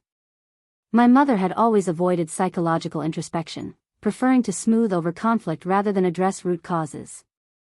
Her voluntary engagement with therapy suggested genuine motivation for change.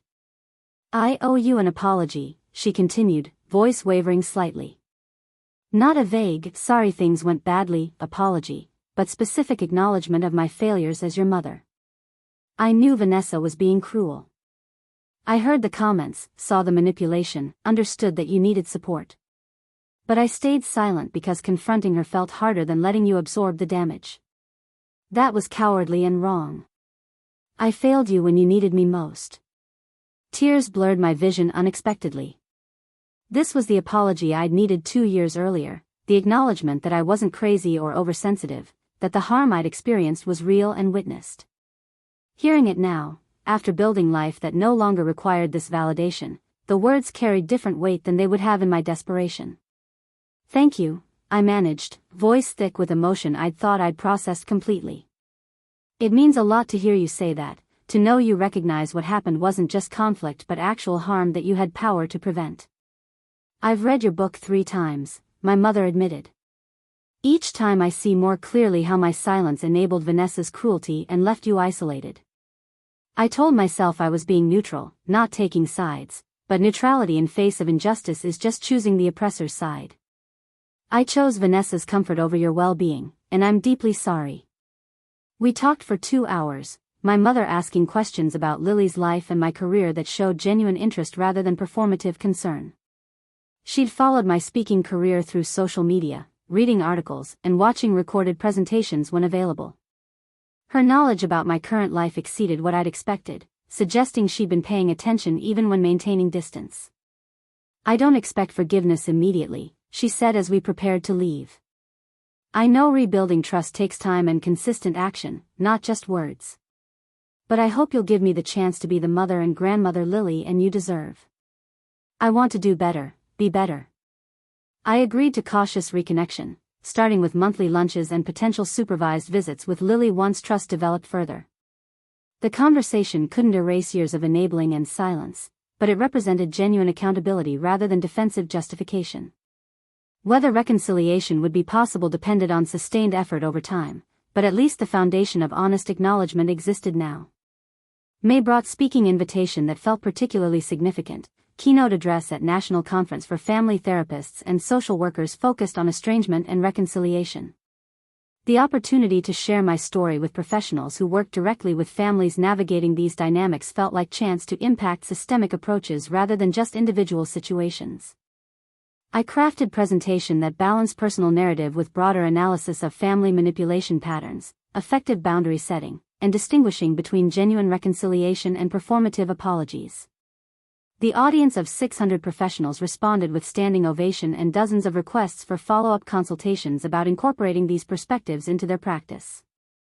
During the conference's networking reception, I connected with Dr. Sarah Martinez, a clinical psychologist specializing in family systems therapy. She'd read both my book and several academic papers about family estrangement, noting how my lived experience confirmed patterns she'd observed clinically. "Your work is valuable because it gives voice to the recipient's perspective," she explained. Too often family therapy focuses on reconciliation without adequately addressing the harm or protecting the victimized party from further abuse disguised as healing. Dr. Martinez and I discussed potential collaboration on research projects studying long-term outcomes for people who'd established boundaries with toxic family members. Her academic framework combined with my platform and community access could generate valuable data about what actually helps people heal versus what prolongs dysfunction. We exchanged contact information with genuine intent to develop the project, both excited about potential to contribute meaningful research to an understudied area. June brought Lily's first grade completion and Marcus's request to take her for full week during summer, his most ambitious visitation proposal yet. The request triggered protective instincts despite 6 months of consistent weekend visits and improved communication. Elena helped me evaluate the request objectively, noting that Marcus had demonstrated reliability within current arrangement and that Lily's positive reports suggested the visits were genuinely beneficial. I agreed to the week-long visit with clear conditions: daily check-in calls with Lily, immediate return if she expressed discomfort, and Marcus covering all expenses including travel. The agreement formalized arrangements that protected Lily while acknowledging Marcus's apparently genuine effort to rebuild his relationship with his daughter. Watching Lily leave for the visit triggered unexpected emotional complexity. Relief at having week for focused work time mixed with anxiety about her safety and well-being. Pride in her resilience and adaptability competed with guilt about whether I'd adequately prepared her for extended time with father who'd been largely absent for years. Mrs. Chen reminded me that Lily was capable and smart, that I'd given her tools to advocate for herself, and that some parental anxiety was normal and healthy rather than indication of failure. The week passed without crisis. Lily's daily calls bubbled with excitement about activities Marcus planned. His girlfriend Stephanie, whom Lily reported was really nice and doesn't try too hard, and her half-brother potential as Marcus and Stephanie discussed future together. Her happiness about expanding family structure pleased me despite lingering wariness about Marcus's consistency. Lily deserved positive relationship with her father if he could sustain the effort. July brought second book deadline, final manuscript due to Patricia by month's end. I pushed through intensive writing and editing sessions, shaping the collected interviews and research into coherent narrative interwoven with my continued personal journey. The book felt richer than the first, less focused on my singular experience and more on collective wisdom of women who'd survived family betrayal and built chosen families. Simone loved the completed manuscript, calling it exactly what readers need, validation that they're not alone combined with practical roadmap for building support systems that actually work.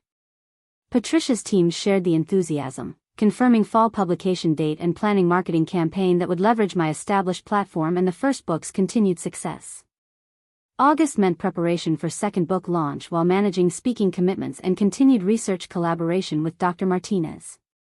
The pace felt sustainable despite being objectively busy, rhythms I'd developed over 2 years of juggling writing and parenting allowing me to maintain boundaries and self-care practices that prevented burnout. Lily's 7th birthday party reflected our established community, familiar faces gathering to celebrate with genuine affection and joy. Marcus attended this year, awkward but present, bringing thoughtful gift that reflected actual knowledge of Lily's interests rather than generic store purchase. His girlfriend Stephanie came too, warm and respectful, making no attempts to position herself as replacement mother. I found myself cautiously optimistic about Lily having more positive adults in her life who cared about her well-being. September brought Lily starting second grade and my mother's request to begin supervised visits with her granddaughter. 4 months of consistent monthly lunches had demonstrated genuine effort toward rebuilding relationship. Therapy insights regularly applied to our conversations rather than just discussed abstractly. I agreed to initial visit at neutral location, playground near my apartment where I could remain present while they interacted. Watching my mother and Lily together stirred complicated emotions. They'd barely seen each other in 2 years, most of Lily's memories involving fraught visits during our time at Vanessa's guest house. But Lily was gracious and open, sharing about school and friends with the easy warmth that was her natural temperament. My mother listened attentively, asking questions that showed genuine interest, and for the first time I could see glimpses of the grandmother she might become if she sustained this growth. The visit lasted exactly 1 hour as agreed, ending positively enough that we scheduled another for 2 weeks later. Gradual rebuilding felt appropriate, trust earned through consistent actions rather than rushed reconciliation that would collapse under minimal pressure. October brought media coverage surrounding second book's publication, morning show interviews and podcast appearances that reached broader audience than the first book's more modest publicity. Patricia's marketing team had secured impressive placement based on proven track record and growing platform, betting that the expanded scope would appeal beyond just memoir readers into self-help and relationship categories. The launch event at the same independent bookstore drew even larger crowd than the first book, people waiting in line down the block an hour before scheduled start. Mrs. Chen, Mariah, Jennifer, Kira, and Elena all attended, my chosen family supporting another milestone. Dr. Martinez flew in from her university to co-present portion of the event discussing our preliminary research findings about positive outcomes for people who'd established boundaries with toxic family. Near the end of the signing line stood Vanessa, accompanied by a man I assumed was her fiancé. They waited patiently while I signed books and chatted with readers, no attempt to jump the line or demand special attention. When they finally reached the table, Vanessa's expression was carefully neutral, none of the defensive entitlement I remembered from our shared history. "This is Thomas," she introduced simply. "I wanted him to meet you, to understand this part of my story and growth." Thomas shook my hand with genuine warmth, no awkwardness or judgment. "Vanessa's told me a lot about how she treated you, the work she's been doing to understand and change those patterns. I appreciate you being willing to see us, to leave room for potential healing even after how badly she messed up." The candid acknowledgement from a stranger somehow meant more than carefully rehearsed apologies from family. This man had chosen to be with Vanessa knowing her history, supporting her growth rather than enabling her dysfunction. That suggested genuine change rather than temporary performance. "I'm glad she has support," I said honestly. "Everyone deserves that, especially when they're doing hard work of actual change rather than just going through motions." Vanessa's eyes filled with tears despite obvious effort at composure. "I've been in therapy for 18 months now. Real therapy, not just showing up but actually doing the work. I've acknowledged things to my children, to Derek, to our mother, to everyone I hurt. I know it doesn't fix the damage, but I needed you to know I'm trying to be better than who I was when I humiliated you at Thanksgiving." "I appreciate that," I replied. "Genuine accountability matters, both for your own healing and for the people you hurt." "I wondered if maybe we could meet sometime," Vanessa continued carefully. "Not to force relationship or pretend the past didn't happen, but just to talk, maybe start figuring out if there's any path forward that works for both of us." The request felt less weighted than Derek's earlier feeler, perhaps because it came directly from Vanessa with Thomas present as both witness and support. I'd already told Derek I was open to eventual meeting, and 6 months had passed since that conversation. My own healing had progressed to where facing Vanessa directly felt manageable rather than overwhelming. "I'm willing to meet," I agreed. "Let's plan something for November, neutral location, limited time. We can see how it goes and determine next steps from there." Vanessa nodded, clearly emotional but maintaining composure. "Thank you for being willing to even consider it after everything I did." They moved on to allow remaining people in line access, but the interaction stayed with me throughout the rest of the evening. This was potential reconciliation grounded in reality rather than forced family loyalty, acknowledging harm while exploring whether relationship could be rebuilt on healthier foundation. The second book performed even better than the first, hitting several bestseller lists in its second week and generating invitations for speaking tours and media appearances that would stretch through the next year. Patricia reported that the publisher was thrilled with performance and already interested in discussing third book despite second just releasing. November arrived with scheduled meeting with Vanessa, neutral coffee shop equidistant from both our current homes. I arrived early, securing corner table with good sightlines and easy exit access if the conversation became overwhelming. Vanessa arrived precisely on time, no Thomas this time, just her attempting to navigate this difficult conversation independently. We began with stilted small talk, updating each other on children and work with careful neutrality. Then Vanessa took a deep breath and shifted into substance.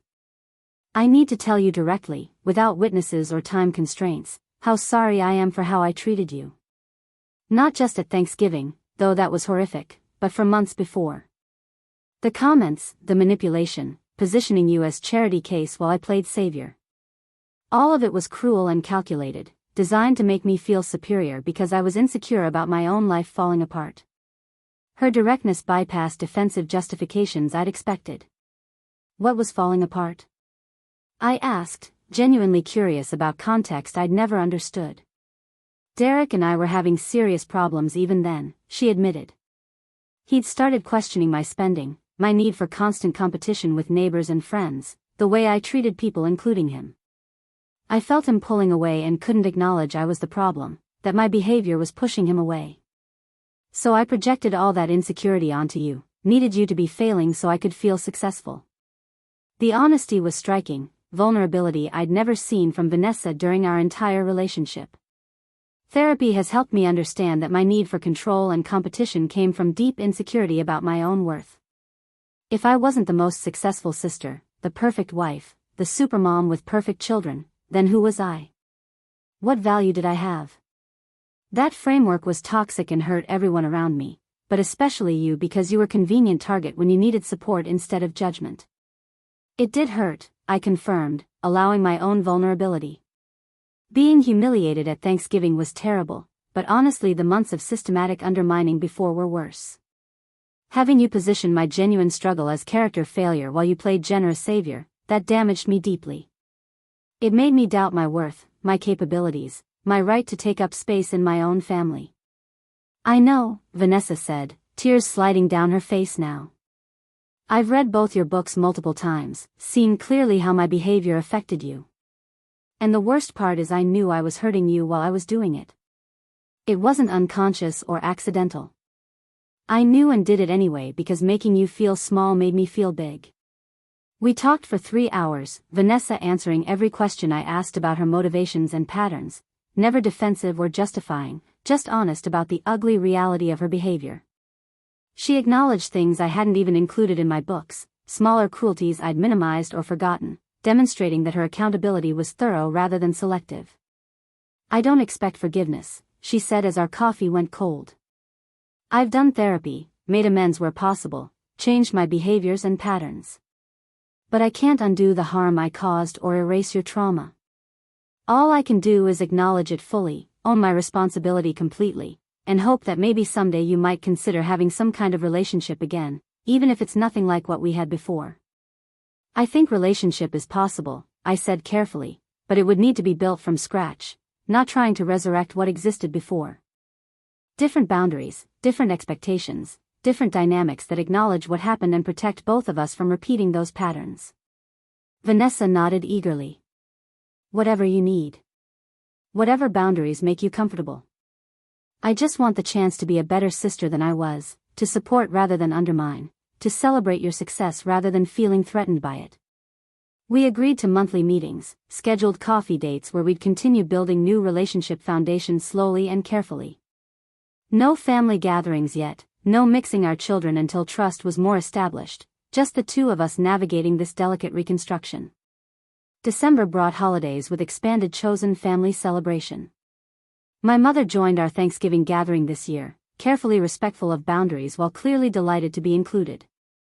Lily and she had developed genuine connection over 3 months of supervised visits, my daughter enjoying the special attention and my mother providing stable presence that enhanced rather than complicated Lily's life. Marcus spent Christmas with Lily, taking her to Stephanie's family gathering in acknowledgement of their serious relationship. His consistent effort over the past year had earned increased access and trust, though I maintained careful documentation and boundaries just in case old patterns resurfaced. The apartment felt peaceful on Christmas Day despite Lily's absence, Mrs. Chen and I sharing quiet meal and watching classic films. The solitude felt chosen rather than lonely, space to reflect on extraordinary transformation over 3 years from devastated woman fleeing Thanksgiving humiliation to established author with thriving career, healthy daughter, and slowly healing family relationships. January brought planning for what would become my busiest professional year yet. Speaking tour across 15 cities to promote second book, research project with Dr. Martinez securing grant funding, third book proposal and development focused on co-parenting challenges with unreliable ex-partners.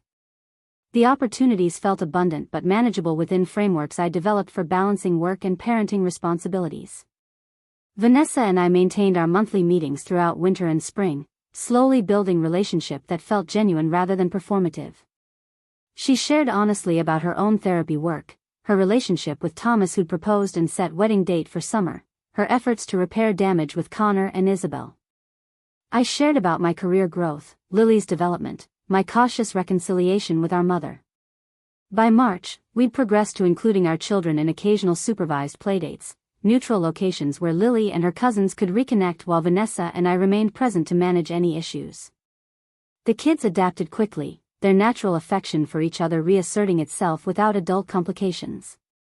Watching them play together stirred hope that the next generation wouldn't carry forward the toxicity that had damaged ours. April brought Dr. Martinez's preliminary research findings about our family estrangement study. The data confirmed what I'd suspected from my own experience and reader feedback, that people who established clear boundaries with toxic family members and built chosen family support systems showed significantly better mental health outcomes than those who maintained contact without boundaries or those who remained completely isolated without building alternative support networks. The key factor isn't whether contact continues, Dr. Martinez explained during presentation of findings at academic conference. It's whether the person who experienced harm has agency and support. Those who made active choices about their relationships rather than defaulting to family loyalty or complete cutoff, and who built strong chosen family networks, showed the strongest resilience and well-being markers. The research validated my journey and the guidance I'd offered readers, confirming that there wasn't one right path but rather multiple healthy approaches depending on individual circumstances and capacity for sustained boundary enforcement. We were invited to present the findings at several major conferences and submit to peer-reviewed journals, lending academic credibility to insights I'd gained through lived experience. May brought Vanessa's wedding, small ceremony attended by immediate family and close friends. She'd asked me to attend months in advance, carefully noting that she understood if I declined, that she wanted me there but wouldn't pressure or guilt me about the decision. I chose to attend, bringing Lily who served as junior bridesmaid alongside Isabel, the cousins delighting in matching dresses and wedding day excitement. The ceremony was simple and genuine, Vanessa and Thomas exchanging vows that acknowledged their shared commitment to growth and healing. During her speech at the reception, Vanessa mentioned her journey through therapy and recovery, thanking people who'd supported her including, to my surprise, me. To my sister Rebecca, who had every right to cut me from her life completely but chose instead to leave room for me to change and rebuild our relationship. Your strength and grace taught me more about forgiveness than I deserved to learn. The public acknowledgement felt risky and vulnerable, exposing family dysfunction to people who might not know the full history. But it also felt honest and earned, recognition that our reconciliation was meaningful precisely because it hadn't been easy or automatic. Summer brought Lily's 8th birthday and Marcus's announcement that he and Stephanie were expecting a baby. The news triggered complicated emotions, happiness that Lily would have a sibling mixed with old hurt about Marcus building new family after abandoning his first daughter. But Lily's excitement was genuine and uncomplicated, her enthusiasm about becoming a big sister untainted by adult resentments. I chose to mirror her joy, supporting her anticipation while privately processing my own feelings with Elena and Dr. Martinez. July brought completion of third book manuscript, project that had pushed me to explore painful territory about co-parenting with unreliable partners and building child's sense of security when one parent is inconsistent. The writing forced me to examine my own choices and strategies with Marcus, acknowledging what had worked and what I'd handled differently with current knowledge. Patricia loved the manuscript, praising its balance of vulnerability and practical guidance. August meant preparing for fall speaking tour while managing Lily's transition to third grade and maintaining monthly check-ins with Vanessa. Our relationship had stabilized into something neither sisterly in traditional sense nor merely cordial, but genuinely supportive with clear boundaries and mutual respect. We celebrated each other's wins, offered support during challenges, and maintained honesty about our limitations and needs. September brought third book launch, now familiar routine of readings, signings, and media interviews. The book performed solidly if not spectacularly, carving out niche in co-parenting literature that readers appreciated for acknowledging the reality that not all parents are capable or willing partners in raising children. Reviews praised the book's refusal to sugarcoat challenges while maintaining hope for positive outcomes. October brought speaking invitation that felt like culmination of everything I'd built, keynote address at International Conference on Family Systems Therapy attended by professionals from 17 countries. The opportunity to share my journey and the research findings with global audience of practitioners who could apply these insights in diverse cultural contexts felt profoundly meaningful. The speech received standing ovation from audience of 1,200 therapists, social workers, and family counselors. Questions afterward revealed hunger for more research and resources addressing family estrangement from recipient perspective rather than solely focusing on reconciliation. Several international organizations invited collaboration on adapting resources for different cultural contexts, expanding impact beyond my initial American readership. November brought fourth Thanksgiving since Vanessa's original devastating announcement. This year we gathered at Vanessa and Thomas's home, the first family event at her residence since our reconciliation. My mother attended, as did Derek with Connor and Isabel, Marcus and now pregnant Stephanie, and several members of chosen family including Mrs. Chen and Mariah.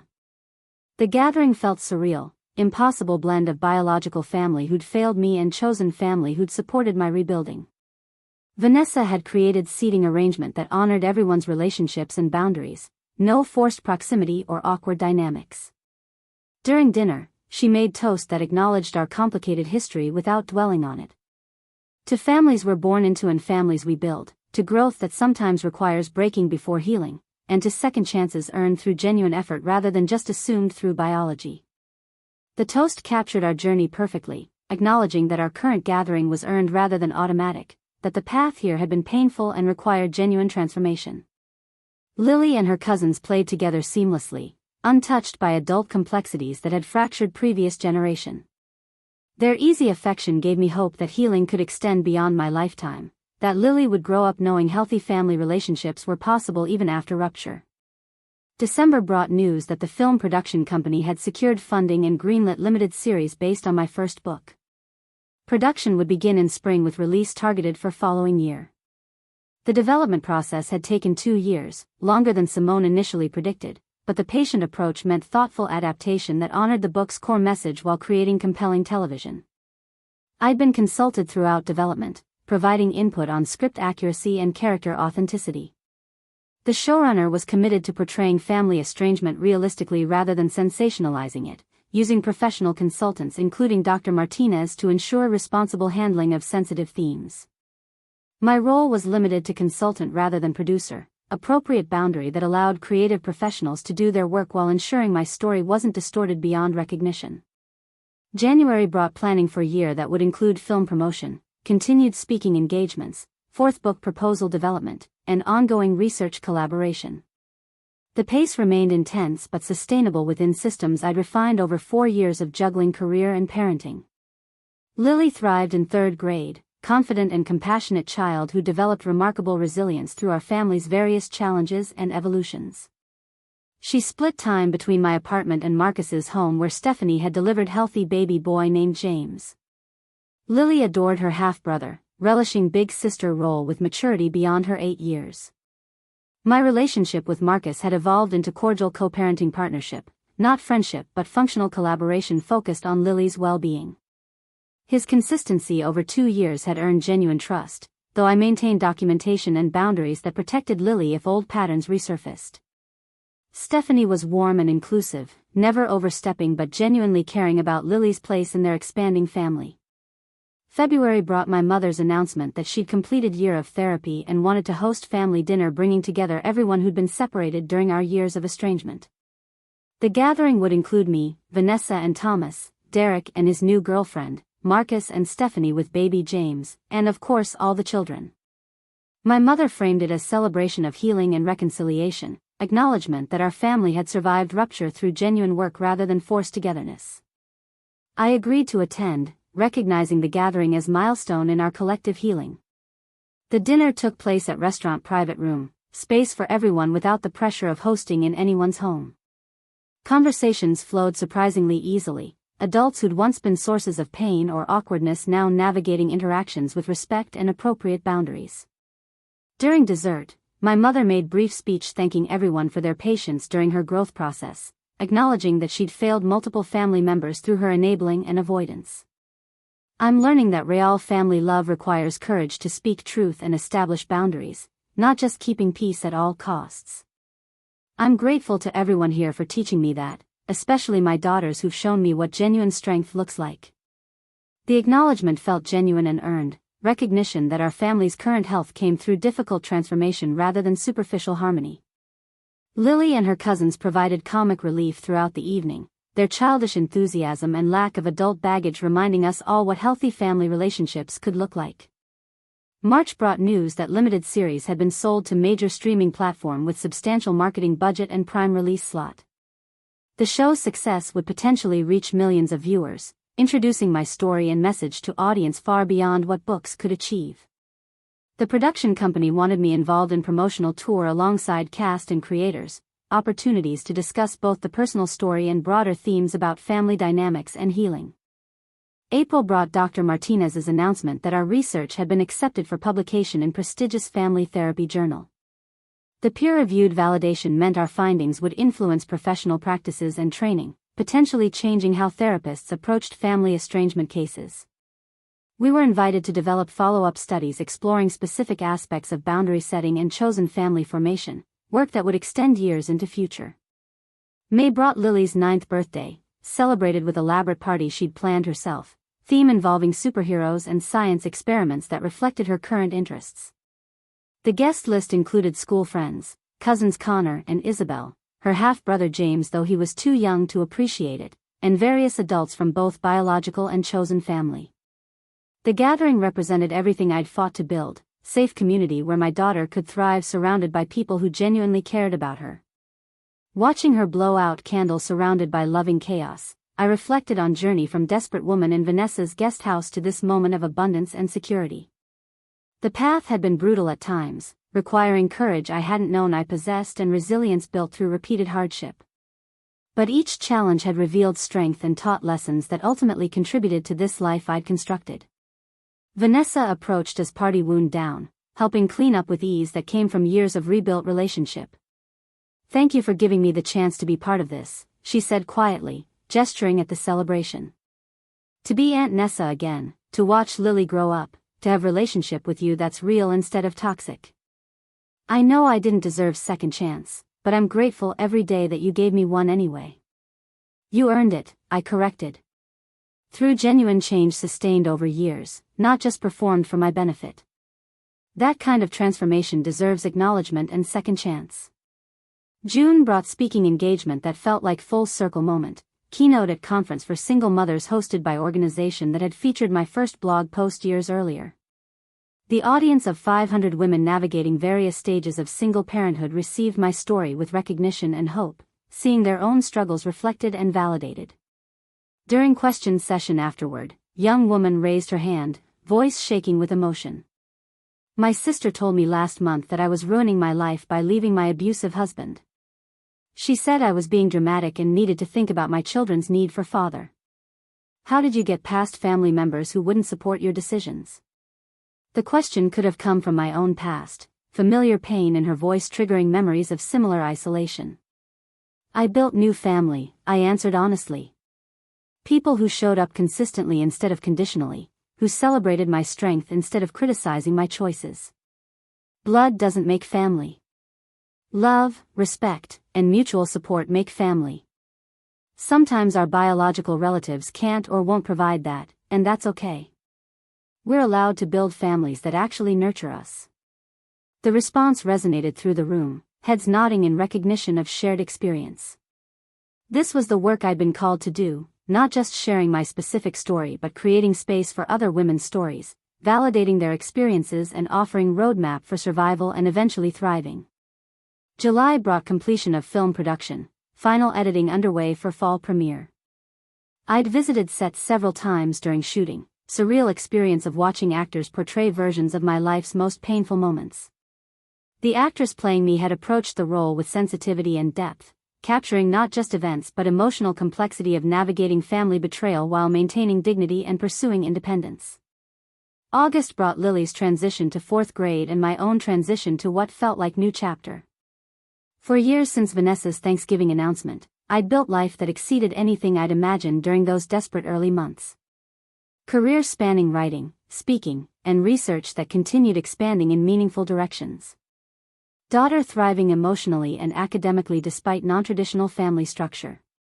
Healed relationships with biological family members who'd done genuine work to earn reconciliation.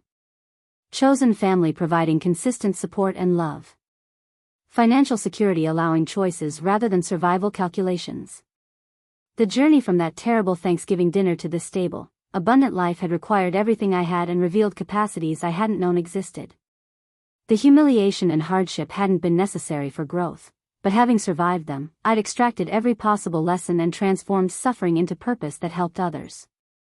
September brought film premiere, red carpet event in Los Angeles attended by cast, creators, and the real people whose lives inspired the story. Lily accompanied me, thrilled by the glamour but unimpressed by celebrity, her grounding presence keeping me tethered to reality. Vanessa and Thomas attended, my mother and her partner, Marcus and Stephanie, even Mrs. Chen who'd become grandmother figure deserving recognition for her crucial support. Watching my story on screen with all these people was profoundly emotional, seeing painful past portrayed with honesty and care while sitting beside people who'd either caused that pain or helped me heal from it. The show didn't shy from ugly realities of family dysfunction but also portrayed hope and possibility of transformation both individual and relational.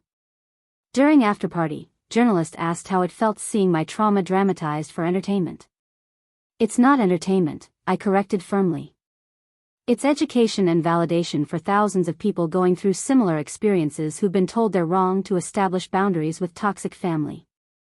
If my story helps even one person recognize they deserve better treatment and gives them courage to pursue it, then sharing it publicly was worth every uncomfortable moment."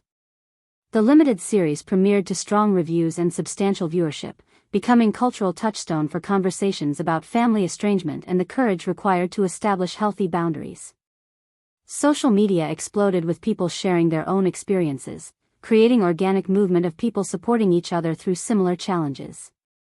My platform expanded exponentially with the show's success, speaking requests and media opportunities multiplying beyond what I could possibly accommodate. I became more selective, choosing engagements that aligned with mission of helping people navigate family dysfunction rather than simply capitalizing on fame. The work needed to remain grounded in genuine service rather than becoming purely commercial venture. October brought announcement that I'd been appointed to advisory board for national organization supporting single parents, role that would allow me to influence policy and resource allocation at systemic level. The position came with modest stipend but substantial opportunity to advocate for women facing challenges I'd experienced directly. November brought 5th Thanksgiving, now established tradition of gathering with blended biological and chosen family. The event had become anticipated celebration rather than obligatory endurance test, genuine connections and healthy dynamics making the gathering enjoyable instead of draining. During toast before meal, I reflected on 5-year journey from Vanessa's cruel announcement to current moment. 5 years ago at Thanksgiving, I experienced one of the worst moments of my life. Public humiliation by someone I trusted, followed by homelessness and desperate struggle to survive. But that terrible moment became catalyst for building this life, these relationships, this community that actually nourishes rather than depletes. I'm grateful not for the pain itself but for the strength I discovered surviving it, and for every person here who either did the work to heal our relationship or showed up when I needed support most. This is what real family looks like, not perfect but genuine, not automatic but earned. The toast captured our collective journey, acknowledging that our current gathering represented genuine transformation rather than superficial peace. Everyone present had contributed to healing either through their own growth or through consistent support that allowed my growth. December brought reflection on 5-year transformation and planning for future that felt full of possibility rather than fraught with survival anxiety. Lily was thriving, biological and chosen family relationships were healthy, career continued expanding in meaningful directions, financial security was established beyond just basic survival. The book about building chosen family had become bestseller, research with Dr. Martinez was generating meaningful academic contributions, speaking career allowed me to directly help thousands of people annually, film success had exponentially expanded platform and impact. These accomplishments felt deeply satisfying not because of external validation but because they emerged from authenticity and genuine desire to help others navigate challenges I'd experienced. Most importantly, I discovered that worth wasn't determined by others' recognition or approval. Vanessa's cruelty couldn't diminish my value. Marcus's abandonment didn't define my lovability. My mother's initial failure didn't negate my right to expect better. These truths had been intellectually understood but now felt bone-deep, unshakable foundation that no one could undermine. The journey from Vanessa's guest house to this life of stability, purpose, and genuine connection had required every ounce of courage, resilience, and determination I possessed. The path had been brutally difficult, testing me in ways I'd never imagined facing. But I'd survived, then thrived, building something beautiful and sustainable from the wreckage of family betrayal. Looking toward future, I saw continued opportunities to expand impact through writing, speaking, research, and advocacy. Plans for 4th book exploring intergenerational trauma and breaking harmful family patterns. Collaboration with Dr. Martinez on longitudinal study tracking people who'd established boundaries over decades. Development of curriculum for training family therapists in trauma-informed approaches to estrangement. But more than professional plans, I saw a future with Lily, watching her grow into a woman who knew her worth, who understood healthy relationships required mutual respect and effort, who wouldn't tolerate mistreatment simply because it came from family. I saw relationships with Vanessa, my mother, and others who'd done genuine work to earn reconciliation continuing to deepen and strengthen. I saw chosen family remaining constant presence providing support and love. The story that began with public humiliation at Thanksgiving dinner had become story of transformation, resilience, and the courage to build life on my own terms rather than accepting scripts others wrote for me. It wasn't easy or simple, but it was mine, authentically and completely. And that, more than any professional success or healed relationship, represented the truest victory. I'd reclaimed my story from those who tried to define me as failure, leech, inadequate parent, oversensitive victim. I'd written my own narrative, one of strength discovered through hardship, boundaries established despite pressure, and chosen family built when biological family failed. Sitting in my apartment that December evening, Lily asleep in her room and Mrs. Chen's light visible through the window across the courtyard, I felt profound gratitude for the journey despite its pain. The hardship had revealed who I actually was beneath others' expectations and judgments. That person, resilient and capable and worthy, had always existed but needed crisis to fully emerge. Vanessa's Thanksgiving announcement had been intended to destroy me, to permanently cement my position as family failure. Instead, it had liberated me to discover my actual strength and build life that reflected my values rather than my family's dysfunction. The cruelty meant to break me had ultimately freed me. That irony felt like the perfect ending to this chapter of my story, though I knew it wasn't truly an ending. Life would continue bringing challenges and opportunities, relationships would evolve, work would expand in new directions, Lily would grow and develop her own story. But the foundation was solid now, built on genuine self-knowledge and authentic connections rather than performance and people-pleasing. Whatever came next, I would face it with confidence earned through surviving what I'd already overcome. The woman who'd fled Vanessa's house homeless and heartbroken no longer existed. In her place stood someone stronger, wiser, more resilient, and infinitely more certain of her own worth. And that transformation, more than any book sales or healed relationships or professional accolades, represented the real story. Not what others did to me but who I became because of it. Not the betrayal but the rebuilding. Not the family I lost but the family I found and the family I created. That was the story worth telling, the journey worth sharing, the truth that could help others navigating their own difficult paths from betrayal to healing, from dependence to independence, from broken to whole. Up next, you've got 2 more standout stories right on your screen. If this one hit the mark, you won't want to pass these up. Just click and check them out.